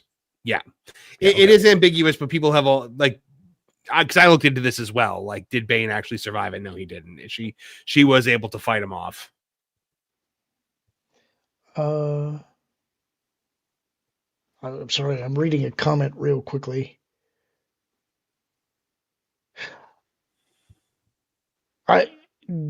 Sean, explain this, because I'm not understanding what you're saying here. I never figured that out. Emperor Palpatine pulled a hidden fortress, a license to kill over the galaxy in Star Wars. Am I missing something there? Does he mean Hidden Fortress, the Kurosawa movie? That's kind of what I'm thinking, but I'm not sure I'm getting what he's getting at. Anyway, if you could clarify that, then we'll try and answer it. Anyway, I did want to go through this list, and these are in roughly chronological order. The first one is Ajunta Paul, who was introduced in Knights of the Old Republic. He is canonically, or at least previously canonically, the very first Sith Lord. He's the first Dark Lord of the Sith. Yeah, this is after essentially a splinter faction of the Jedi that had run afoul of the Jedi were essentially exiled. And this would have been, I think, after the 100-Year Darkness, if I remember correctly. Yeah, They yeah. they It's they they call it the second great schism, and is the event, and then the war is called the 100 Years Darkness. Yep, and they ended up essentially entering unknown regions of space at that time and made their way to Korriban. And his story in Knights of the Old Republic, you encounter his spirit among the tombs, and he relates his story. What is fascinating about this character to me is his regret. He regrets all of it. He regrets the fact that he founded the Sith and that he is now bound here to this tomb for all of eternity. And he sees the evil that the Sith wrought and all of the doom that is going forward from their creation. And he wishes he could take it all back. He's a tragic character who in his time was the worst of the worst. Very well voice acted as well. If you have not played the game, it is worth looking up his speech on YouTube because he sells it. I love this character. What's fascinating to me with Ajinda Paul in his era is that the Sith, the Lord of the Sith, was basically just the king of a planet, like the king over this species at this point. It wasn't like an order yet. Well, that's something we should probably get into because it's part of what was introduced into the old EU that would go against George's conception of the Sith. So what Timothy Zahn originally intended for the Heir to the Empire, or let's just call it the Thrawn trilogy, was that the Nogri were supposed to be the Sith. And Lucas put the kibosh on that and said, nope, you can't do that. So he changed the characters to the Nogri.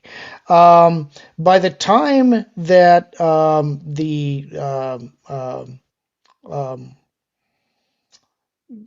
Old Republic Jedi comic Tales of the Jedi were being published, they had to come up kind of with a new conception of what the Sith were, and by this time Lucas had kind of laxed his stance a little bit. So when they landed on Korriban, they encountered a Sith species of red-skinned aliens that had these kind of tendrils coming down from their cheeks, and they were incredibly Force sensitive. They were very they had a natural affinity for the Force. They also had kind of glowing amber eyes, and these prototypical the exiled Dark Jedi who eventually took on the titles of Sith subjugated their people. They essentially acted as lords above them, and that's where the name Dark Lord of the Sith came from. They also interbred with the Sith species, and so that also enhanced their natural Force affinity. And in the old EU, that's where the Sith came about. The Sith species did eventually die out. They didn't exist by the time of the movie series. But if you're asking about the Sith species, that's where that came from. They were natives of the planet Korriban, and their society was heavily influenced by Aztec and Egyptian art, so it's kind of a hybrid of the society that they had there. The next Sith Lord I wanted to talk about was Tulak Hord, and this is kind of a cheat in a way because his introduction wasn't really an introduction. He had a tomb on Korriban in Knights of the Old Republic, but you did not encounter his spirit or his body. You were simply raiding his tomb for an artifact. They later invented additional backstory for him. He was considered the foremost duelist of the Old Republic, and it was said that he himself opposed armies of Jedi and succeeded and took... I thought that he never actually fought any Jedi while he was Lord of the Sith. All of his conquests were not against the Jedi, from what I understand. I thought that I remembered that he was against Jedi, but it's my source of his lore is primarily from the Knights of the Old Republic original game. A lot more lore about him was introduced in the Old Republic massively multiplayer online game through what would eventually become his kind of a apprentice/servant, Kemval. And so it's possible that they introduced some stuff there that I'm not aware of because I I didn't play through that storyline.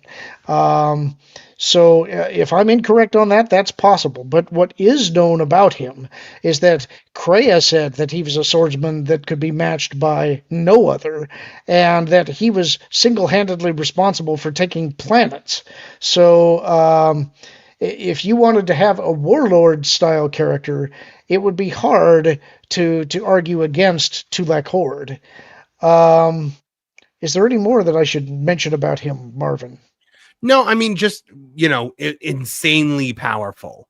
It is really the whole point. Is like, I'm trying to remember how he died. I don't remember. Apparently I was wrong. He did fight and kill many Jedi.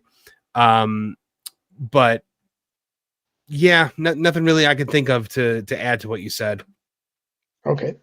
The next one I wanted to talk about is actually one of my secret favorites. This is Marka Ragnos.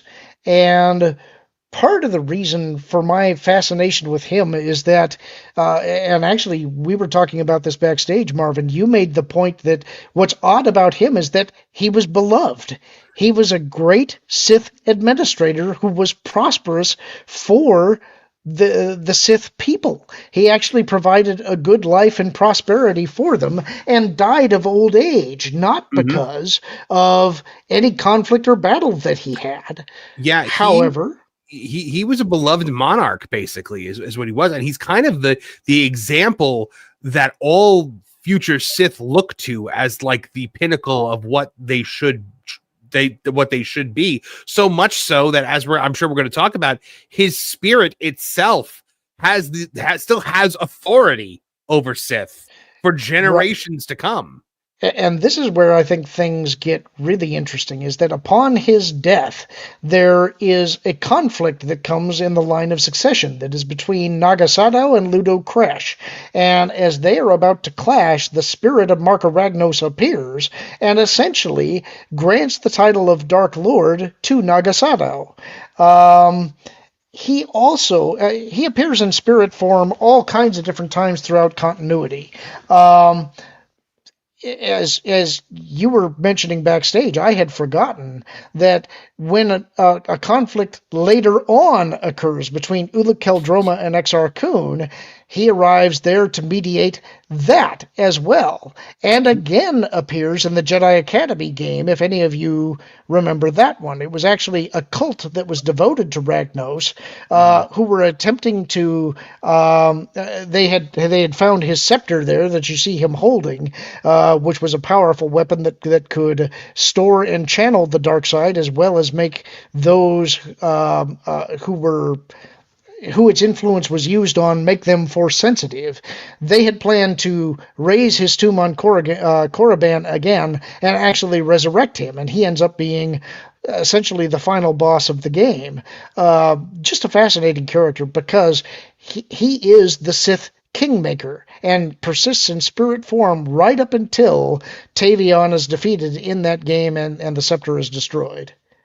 Yeah, he basically, I mean, he's able to show up in the middle of a fierce duel between Exar Kun and Ulic Qel-Droma and is able to say, hey, you're the Dark Lord of the Sith, you're his apprentice, stop it. Mike Glass is saying it was Naga Sadow. I'm going to look that up because I don't think that's right. Yeah, get verification on that, because that was the one part that I did not remember. It would make sense to me that it would be Marka Ragnos. It would be surprising to me if it was Naga Sadow, simply because of the circumstances of Naga Sadow's death and the fact that he ended up, as Marvin will mention, being probably the worst Sith Lord. He's the worst. The only one that's worse than him is Khan. Well, yeah. Naga not gonna work here anymore. Yeah.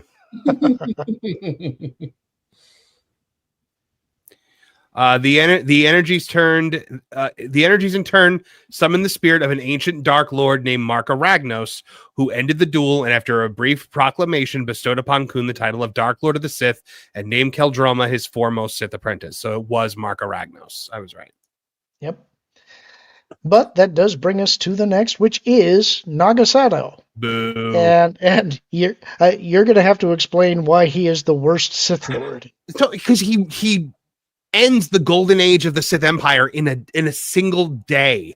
Marka Ragnos built this glorious empire, and this guy fumbles the ball in a single day. He sends the entire Sith fleet to attack Coruscant, and leaves no one defending Korriban.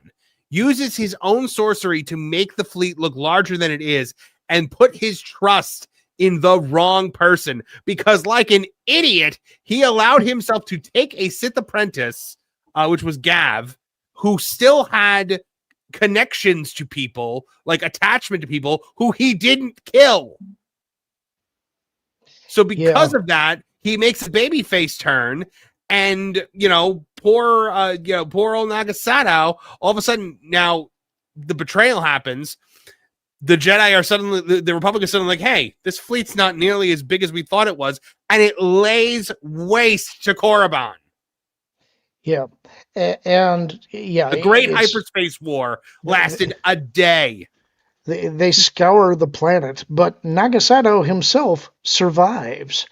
He activates a solar flare and uses it as to cover his escape, which, if I remember right, is what created the Kron Drift.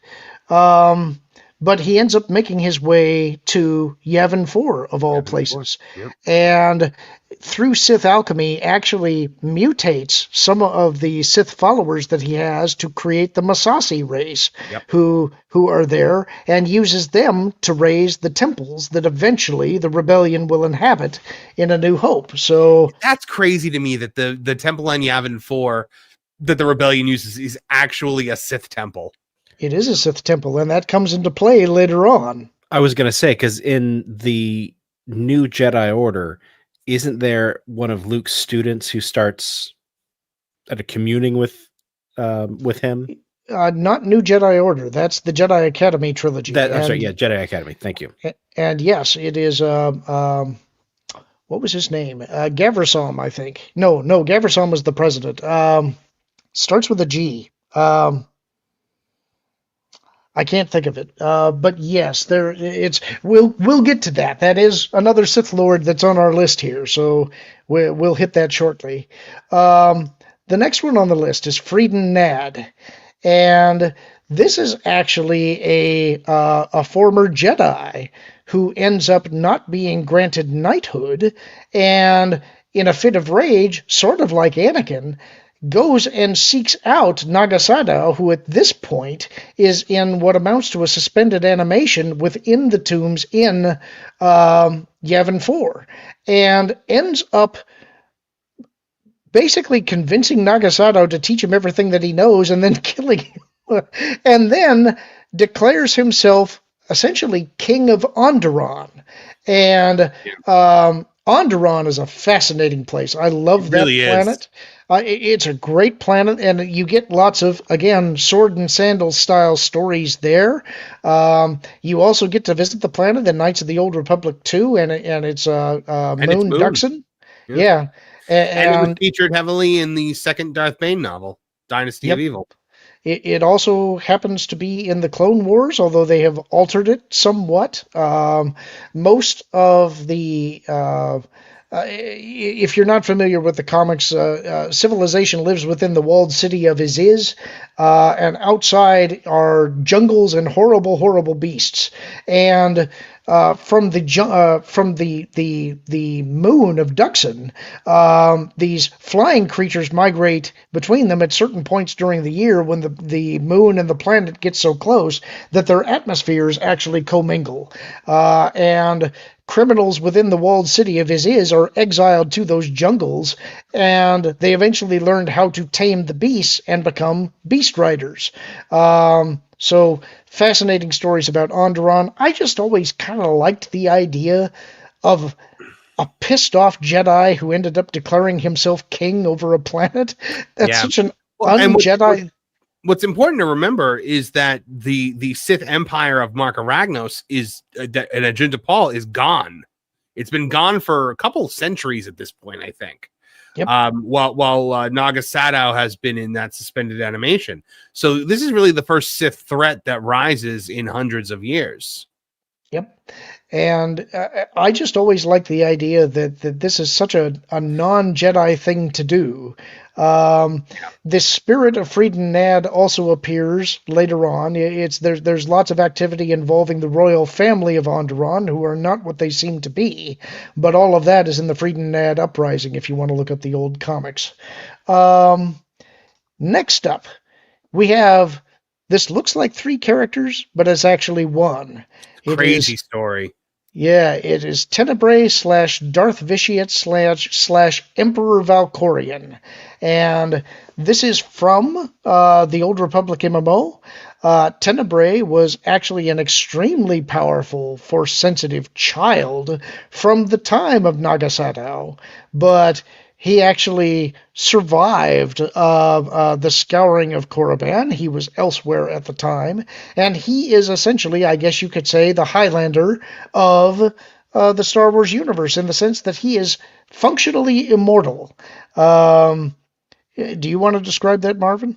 So he's immortal because he manages to trick a few thousand, 8,000 Sith Lords or something like that? 8,000 Sith Lords to gather on this planet and convinces them to lend their support to him.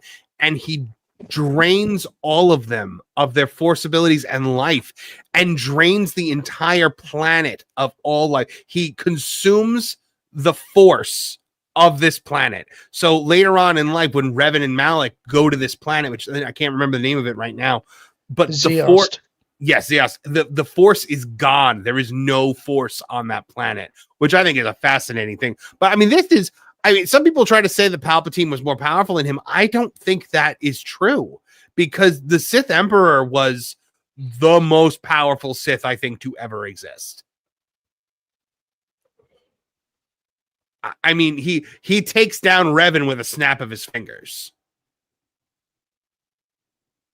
Sorry, I was just looking something up because I knew I got something wrong. It was not Zeost. Tenebrae's homeworld was actually, I'm going to pronounce this wrong. I think it's Medrias. The reason I got it wrong is that later on, Zeost was actually introduced as a planet in the Old Republic. It had previously existed in the canon as a dead world, a very, very dead world, but it had not been explained why.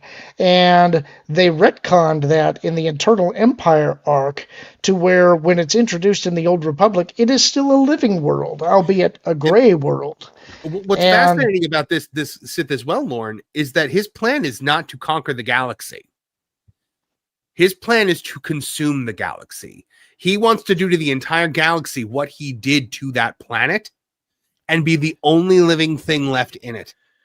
Yeah, his story parallels Nihilus in a way, except Nihilus is so alien and empty that it's impossible to know what his goals are. Nihilus is more also of driven by a hunger. Like, the Nihilus needs to consume. I don't think the Sith Emperor needed to do it. I think he just wanted to. Yeah, I think that's right. Nihilus is almost the Star Wars version of Galactus, which is kind of a weird parallel to make, but I think they are similar in that way. In any case, I agree with you. In my opinion, Vitiate or Tenebrae or Valkorion, whatever you want to call him, I believe he's the most powerful Sith that ever lived, and probably the only one outside of Palpatine that had a real shot at actually succeeding. Yeah. I mean, there's nothing that ticks me off more than the Revan novel that was like the lead into the Old Republic game, where Revan finally confronts Vitiate at the end and just literally gets taken down like that. I mean, just demolished, and then kept in suspended animation for 300 years? Yeah, but he does make a return, and that's why they had to do that. You have to take the character off the board so that you could use him later. Our next one is the one that you were referring to, Martin. It's Exar Kun. Yeah. And originally referred to as a Dark Jedi, because at this point he was not, they were not allowed to call them Sith. his spirit actually inhabited the stones of the Great Temple on Yavin 4, and he had conducted a ritual back in the Old Republic days to bind his spirit there, because this again was a planet that underwent a Republic scouring, and this was the only way that he could preserve his spirit. And when Luke founded his Jedi Academy there, he began bringing students to what he called his Praxium. Exar Kun began whispering to some Gantoris, that was his name. That was the first one that he corrupted and killed. And then Luke actually had one of his first great tests after Thrawn, was trying to figure out how to defeat the spirit of Exar Kun. And later on, there was a collaboration between Tom Veach and Kevin J. Anderson where they were telling in the Tales of the Jedi stories what amounted to an epic involving the brothers Ulic and Kay Keldroma, and how Ulic eventually fell and joined Exar Kun. Later on, Ulic was redeemed in the redemption story arc, which was actually pretty good. And it ends up becoming, again, if you think of the Old Republic as the Old Testament, where you get these great big epics, you can look at them almost as being parables. But in the case of the Star Wars galaxy, I believe they're true. Back in this time, these characters were much, much more powerful. Yep. I mean, Exar Kun was, a unmatched duelist. I believe the person who created the double-bladed lightsaber. I mean, he actually I'm trying to remember the name of it, but he actually took down what was at the time the Jedi world. Well, there were a few. Which one are you referring to? It starts with an You're O. talking the library world? Not 100%. I haven't, on it, to be honest, Exar Kun is one of my favorites, but I have not reviewed his story in a very long time. Yep, I'm kind of in the same boat. I think I know the world you're talking about. It's where Ossus. Master Ood... Mike Glass got it, Ossus. Yes, that is the library world, and that's where Master Ood came from. Man, that sounds great. Just a world where nobody's allowed to talk. Oh. Yeah, but Lori Beth Denberg is there to yell at people. Oh, well, there's that. Next up, we've got Revan himself. Now, I hesitate almost to talk about this just because, I mean, granted, we're talking about a game that's 22 years old if you haven't played it by now. but at the same time... You're beyond spoiler territory there. So do we want to go into it? Yeah, I think so. What's cool though is I have heard that the reboot, which everyone said was canceled, might actually still be going on in the background. So yeah, I've heard the same. Revan is a fascinating character because in the game Knights of the Old Republic, you play what amounts to a grunt on a spaceship that is being attacked by a Sith Lord named Darth Malak. He is looking for a Jedi who's on board the ship named Bastila, who has the power of Jedi battle meditation. And the ship is essentially scuttled. You have to get on an escape pod with a surviving pilot named Carth Onasi, and some of your first quests involve trying to locate Bastila on the planet Terrace, where you crash land. You have visions throughout the initial quests that appear to show Bastila fighting this character Revan here, and it's revealed that at some point in the past Darth Malak had betrayed his master Revan and killed him, and Malak is now the Dark Lord. But this is not true. The reality is that during the battle on the ship that you've been seeing in visions, where Bastila was confronting Revan, that Revan essentially was captured, and the Jedi Council that was responsible for interrogating him wiped his mind. And what they are trying to find out is how Malak is supplying his fleet. He has this ancient manufacturing center that he has discovered called the Starforge that he is using to build up this massive Sith fleet. And they are hoping that the mind-wiped Revan will lead them along the path that Revan and Malak originally followed so that they can find the Starforge and neutralize it. You, as the player character, are Darth Revan. And throughout the playing of the game, choices that you make determine whether or not you'll end up on the light side or the dark side at the end of the game. Although the canonical version is that Revan returns to the light. He is one of the very few who was a Jedi, who became a Sith, and actually returns to the light. And because of that, there's actually a cult that builds up around him, saying that he is the only Jedi that lived in perfect balance. A lot of people think, and I know you hate this concept, that he was a gray Jedi. I don't agree with the concept, but I do agree with the idea in universe that such a thing could exist. I understand why a cult would build up around him, and so I don't take any issue with that. Revan was a fascinating character at the time because this was actually a twist that genuinely took me by surprise. It shouldn't have, because all the signs were there, but it was as big a twist as the Luke, I am your father thing. When it happened as I was playing the game, I remember actually gasping in my seat and going, I think right before the reveal, I put it together. When the cutscene started and you see Malik walking towards you and he's laughing, it was like a lightning bolt hitting, and I realized, oh God, I know what's happening here.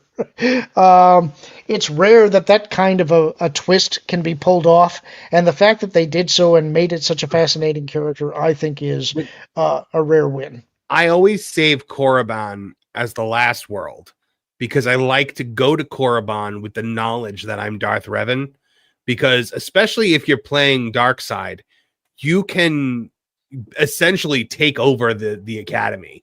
Like, you can reveal yourself as Darth Revan to a lot of these people and get them to follow you, get them to pledge loyalty to you. Yeah, it was really groundbreaking in so many ways. Although I will say, despite the fact that it was released incomplete, I think Knights of the Old Republic 2 is a better game. But that's just me. But speaking of that, I'm kind of cheating on this next one, so because I had to. You didn't go into it all about Revan going to the Sith Empire and all that. So we'd be here forever. Yeah, I mean, and honestly, at that point, I always feel like his story is kind of attenuated. When they brought him back in the Old Republic, a lot of people really hated the storyline that they gave him. I kind of understand that. I sort of wish almost that they hadn't done that, because it takes the character that you've been playing, that is your avatar in the universe, and makes him an NPC. And that takes your agency away. And I think that's... I didn't mind it myself, but I can understand why a lot of people would be really upset with what happened there. The next one, though, is, again, I'm cheating, but this is the Sith Triumvirate from Knights of the Old Republic 2, the Sith Lords, which includes Kreia, also known as Darth Traya, Darth Sion, and Darth Nihilus. And you were talking a little bit about these, Marvin. I'll let you run with this one. Darth Traya was a Jedi named Master Kreia, who was a teacher of Darth Revan. And after Darth Revan's fall, is ejected from the Jedi Order, I believe. I think they attempt to cut off her connection to the Force or something like that. But she does eventually go to Malachor 5. She finds the Sith Academy there, and she trains these two. Darth Sion is basically a broken, almost zombie. He literally cannot die because the Force is just kind of holding him together. His entire body is all broken bones and scar tissue. Darth Nihilus is consumed by this all-encompassing hunger, very much like what you said, like Galactus. He basically can wipe out an entire world. But the difference between him and the Sith Emperor is that he has to continue to keep feeding. Darth Traya is called the Lord of Betrayal, because that her whole thing is about betrayal.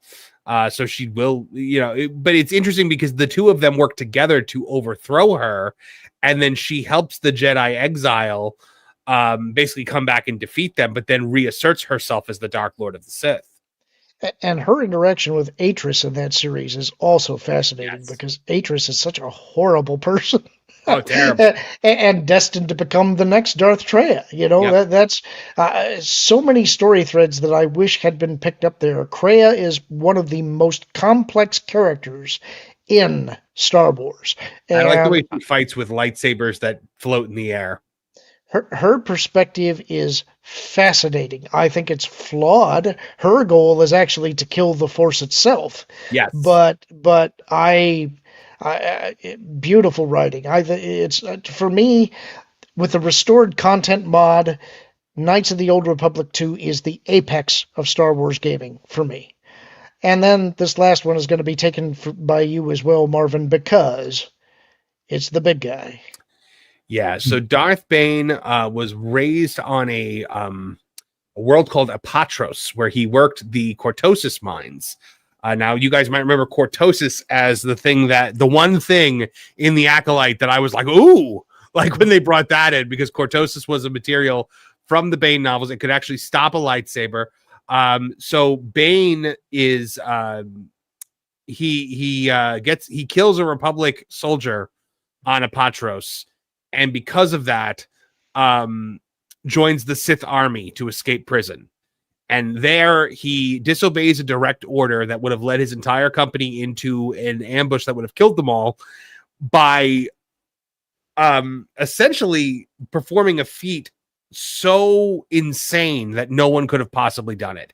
And he's about to be court-martialed for disobeying, but the Sith Masters realize what he's done and who he is and what he is, and they take him into the Brotherhood of Darkness. Now, the Brotherhood of Darkness is run by this guy named Lord Khan, who has decided that the way to get around the Sith all killing each other is to say that everyone is equal. No one uses the Darth title.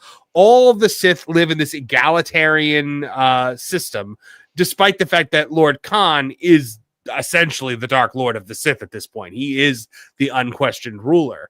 Bane eventually realizes, through the Sith Academy on Korriban, that all of this is wrong and it's antithetical to the Sith ethos. Yeah, to the ethos of the Sith. And he goes on a journey to the Forgotten Planet from Knights of the Old Republic, where this race of force-wielding aliens called the Rakata used to rule the galaxy from, essentially. He finds the temple that Revan goes to in that game, and inside finds the Sith holocron of Darth Revan, who basically says to him, the problem that we have is that multiple apprentices just team up to destroy the strong, and we are watered down as a result. And so Bane comes back to the Brotherhood of Darkness, and he gives them the gift of a weapon called the Thought Bomb. And when they ignite the Thought Bomb on the planet Rusan, in order to defeat the Jedi who they're at war with, it wipes out both the Jedi and the Sith, and leaves their spirits in a suspended animation. It's important to note this was a retcon, but that thought bomb is what creates the Valley of the Jedi, which you may know from Jedi Knight. That is actually what both Kyle Katarn and Jarek are seeking to locate and control. That all came from Bane wiping out both armies on Rusan. And so now that Bane is the only Sith left, now he can enact the Rule of Two, which creates the Bannerite Sith, which is essentially only two: one master, one apprentice, one who embodies the power, the other who craves it. When the apprentice is more powerful than the master, they overthrow the master. They then become the master. They find an apprentice and train them until they are stronger. It ensures that the strongest always rules the Sith. If an apprentice tries to overthrow the master and they are not strong enough, then they die. And the master finds a new apprentice, because the strongest must always rule. And, it's funny because when you get to Darth Plagueis kind of tries to do away with the Rule of Two. Like, Plagueis is kind of like, we don't need to worry about that, to Sidious. And Sidious is just like, yeah. Well, this is kind of the funny thing, too, is that the Sith, they're not about rules. The whole thing is about breaking rules. And so it's always funny to me that it's like, we have this code, but not really. and that's kind of the point, And honestly, I think that's part of the fun of the Sith Lords as they've been created, is that because they were never really defined, you can create any kind of Sith Lord order that you want because they're all embodying their own philosophies. They're all trying stuff. Well, And none of it. they find so many ways, Lorn, to get around the rule of two to create new villains that they need for things like the Clone Wars or things like video games. That's why the Inquisitors come in. That's why Asajj Ventress was created. These dark Jedi who are in service to the Sith. Well, there's that. Jonathan Jackson Miller actually created a lot of really great stories, including the Knights of the Old Republic comic series, which is the best. But he also wrote another short comic series and one novel that were also in the Old Republic, but a different period, in which, in a way, it was almost kind of a prototype High Republic, in that there was a bit of a dark age that took place, and communication throughout the galaxy had broken down, and you had some really different Sith Lords that were created. I do not remember what their names were, but the comic series was called Knight Errant, and I believe the novel was as well. They are also very good. So if you want to check out some truly odd Sith Lords, that's a good place to start. The rule of two is fascinating because it sets in motion. They're all working toward the eventual goal, right, of overthrowing the galaxy. And there's almost a selflessness in it because Bane understands when he starts it that he's not going to live to see the Sith overcome the galaxy. He knows that his apprentice is going to be the one that has to carry it on. His apprentice is Darth Xana, who then takes Darth Cognis, who then takes, I believe, Darth Millennial, who apparently loves soy lattes and man buns. But you don't want to hit Darth Gen Z. Yeah, no, definitely not. Eventually goes down the line until you get to Darth Sidious. One of the things I like about the rule of two is that in the Darth Plagueis novel, and I think that it even a little bit in the novelization of Phantom Menace, the whole thing about the Jedi assuming that Darth Maul is the apprentice, totally wrong. That's what I don't like about the Darth Plagueis novel, actually. Well, but it's kind of meta funny though.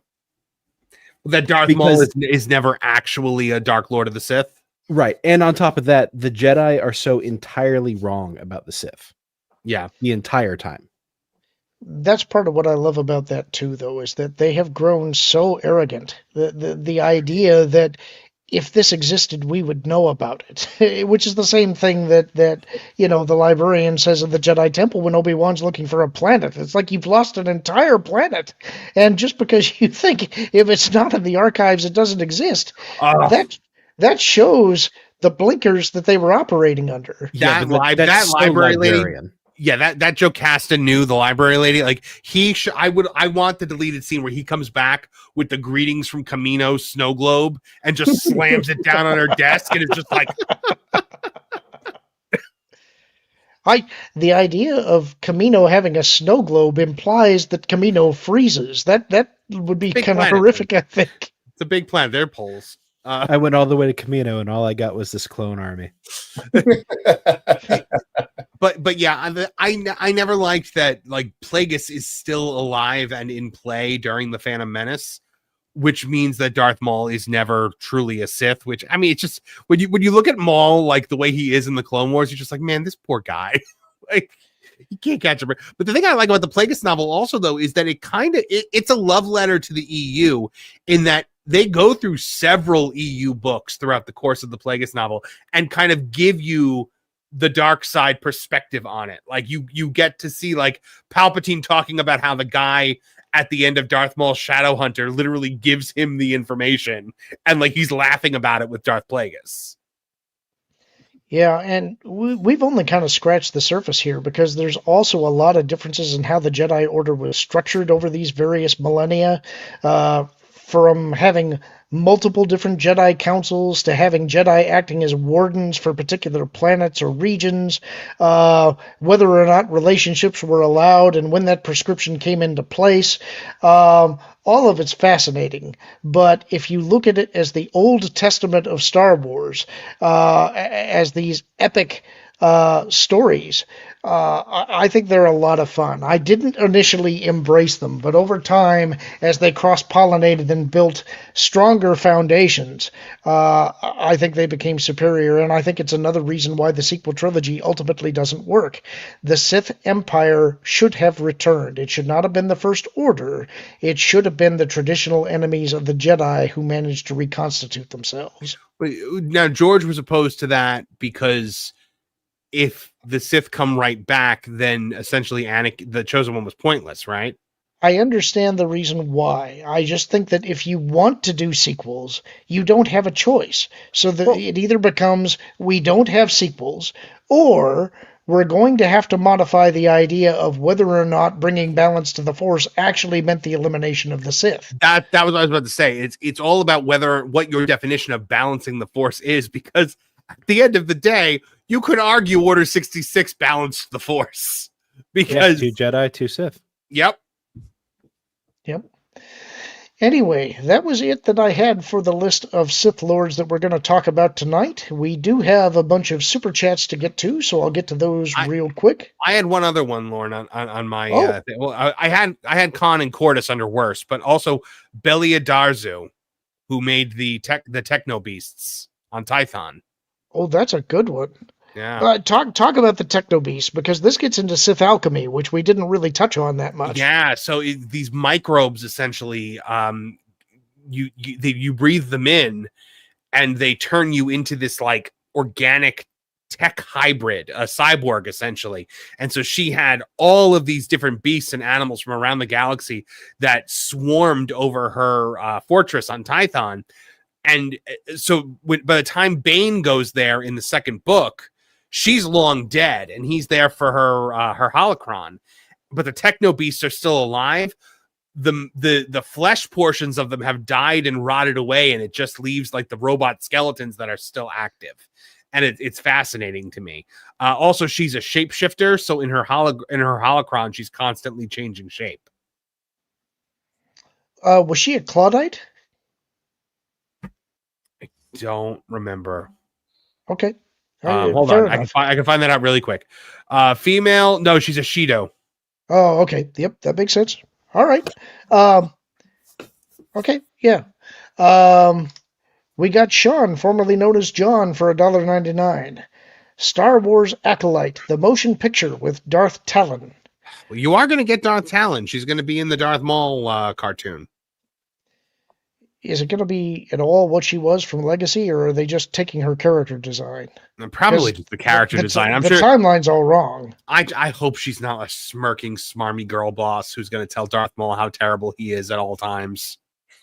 Although, honestly, for Maul's characterization, that would just piss him off all the more. It'd be kind of funny. You think it's going to go through him like running the Crimson Dawn?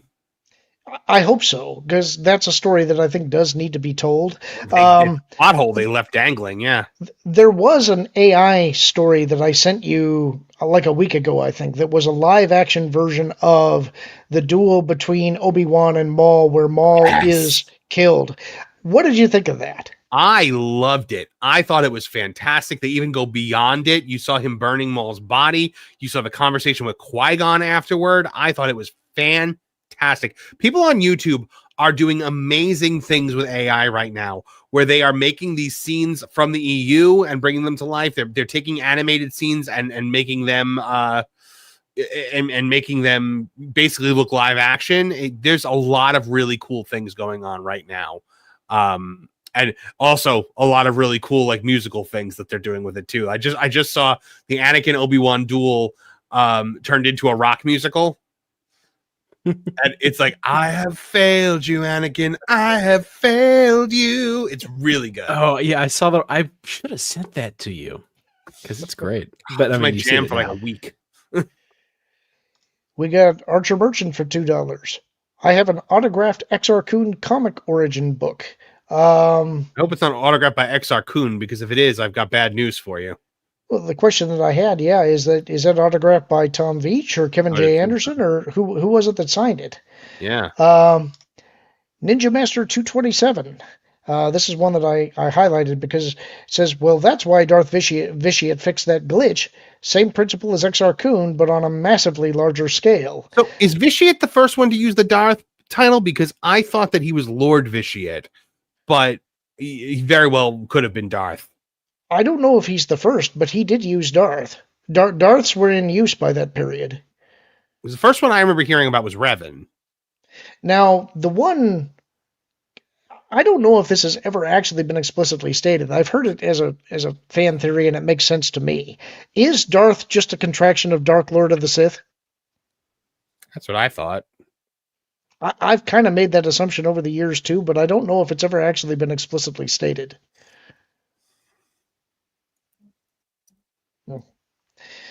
Next up, we have Sean, the artist formerly known as John, for $4.99.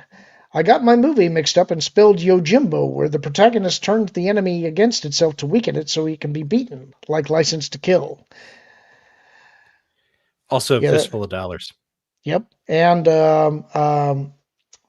Bruce Willis also did a remake. Soul Assassin just said in the chat, Darth is rumored to be from a Rakata word for Lord. So, Lord of the Lord? To Neil, for $5. I remember reading that Vitiate, for all his power, couldn't hold a candle to that of Sidious. Power creep risk aside, I thought that carried weight. No, I don't think so. He would snap Sidious out of existence in 2 seconds. Yeah, I think that Sidious is more clever. I think Sidious is probably smarter. But if you're talking about raw power, I don't think Sidious could handle a fraction of what Vitiate could do. That's not to take anything away from Sidious, because Sidious is a powerhouse. I love the way they describe him in when they're in Dooku's perspective in the episode 3 novelization, where he calls him an event horizon in the Force, and that to look into him is just to find pure utter nothingness. Yeah, I wouldn't take anything from Sidious either, because he's the Sith Lord that succeeded briefly. Yeah. But there are displays of Vitiate's power in the Old Republic that are truly spine-chilling. When you actually see him kill a planet, it sticks with you. Well, Vitiate also ruled for thousands of years. That's the other thing to remember. Yep. Archer Merchant for $5. Great Hyperspace War had Game of Thrones potential with the tracking device finale, until the actual battle you described that was anticlimactic. Yeah. Well, that is the one area where I would say Nagasato maybe succeeded. It depends on how you look at it. Marvin's right that Marco Ragnos led over the golden age of the Sith. It's possible, had Gav and Jory Daragon not encountered the Sith Empire, that they would have continued rolling on and been happy. But Nagasato, by tracking their ship, or tracking it back through their navigational logs, was able to get the Sith Empire to discover where the Republic was again. Now, you could argue whether or not that was good for them or not, but Nagasato actually got them pointed in the right direction. To Neil for $2. Onderon's also in Star Wars The Old Republic, the EU's last refuge. And to Neil again. With EA now privately owned, the Old Republic could be decent. I just don't know. I don't think anybody's pouring money into Broadsword. You've still got the subscribers paying for it, but I don't see them ever creating another major expansion. I think it will just be incrementals. I think it's done. Yeah. Well, especially because it's also not Disney canon. You know, it's Legends canon, or true EU canon is what I like to call it. So yeah, I think it's pretty much just done. I think if you get anything else, it's going to be, from what I understand though, BioWare was not the ones making the Knights of the Old Republic reboot, which honestly with modern BioWare is probably a good thing. Yeah, it's Saber Interactive currently working on it, so we just... It was rumored that it was dropped, but like I said, I do believe it is back. Yeah, the original one that was going to be taking it over was what's the name of them? They're the ones that actually ported Knights of the Old Republic 1 and 2 to the iPhone and iPads. They've done lots of remasters. Starts with an A, but I can't... Yes, Aspire. Yes, Aspire. they were the ones doing it. They were really confident in the direction that they were going, and they made a presentation to both PlayStation and Sony, and they got really bad and basically tore it out of their hands, and that's where it ended up in limbo for a while. I believe it's under Saber Interactive now. They've been very, very quiet, but they've also been saying they're still developing it, so we just kind of have to wait and see. Do you think when it comes out, you're still going to be able to like create your own Revan, or do you think they're going to pigeonhole you into a like? Do you think it's going to be choice based? Well, I think it will, but I also think that my guess is that they're going to get away from the turn-based combat. I think they're going to want something more action-oriented. Yeah. I would be surprised if they don't try to change the story in some ways.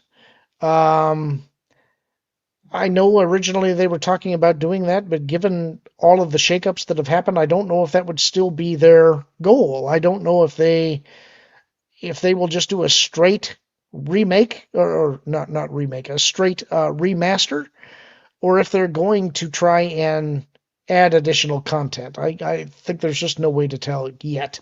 They until they actually give us something, we're not going to know. SFX Sabertooth Raptor for 2. Keanu Reeves is the best actor to play Revan. Yes, and I actually had trouble finding an image that was not Keanu Reeves because everybody. I would say yes. 15 years ago, maybe like I think Keanu is a little too old to be Revan at the moment.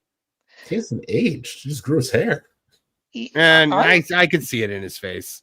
I honestly think he would still work. I would buy it. I mean, I'd still see it. Who would you cast as who would you cast as Bastila? I know who I've got. I would have to really think about that. Kate Beckinsale. That's a good pull. That's a good pull. I just worry that with modern Lucasfilm, when we do get Knights of the Old Republic, Revan will be female. I don't think they'll force it. I think that they would have done that maybe a couple years ago. I think now they would have second thoughts about that. Just a hunch. Archer Merchant for 10. Listening to the lore has been interesting. I think you guys would have liked my version of Episode 7. Ossus opening Kroll, Thrawn, Veers, Kyle Katarn, Luke, Akbar, Crix Madine, faithful to the IP. Yeah, there was so much potential. And all of it was just pissed away. But, yep. It's one of the things I've mentioned before that since The Rise of Skywalker, I have not watched the original trilogy again. I have seen The Phantom Menace in the theater since when they put it back in the theater, because my son wanted to go see it. But my heart's honestly been broke for Star Wars for a while, and it's made it difficult to consume the stuff anymore. I will say, when going back and doing the research to talk about this tonight, I actually got excited again for a little while because I remembered why I used to love this stuff. And so it's been a lot of fun being able to do this with you guys. I hope you enjoyed it. Kevin and Martin, I hope you weren't too bored. We love doing this stuff, though, and really glad that you guys are here for us tonight. We hope that you'll join us again this upcoming Friday. We'll see you all then. Until then. You got another super chat. Oh, do I? Here we go. To Neil for 2. Saber Interactive made Space Marine 2. Worth a shot. I did not want you to miss Tennille 89's 10th super chat. Maybe it wasn't Saber. I thought it was Saber. No, it is.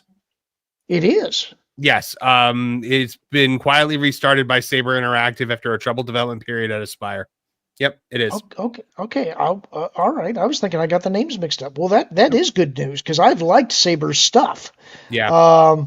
They also did Bolt Gun, which was really good. So that gives me a bit of hope. Those are guys that I would trust with a property like this. So we will see.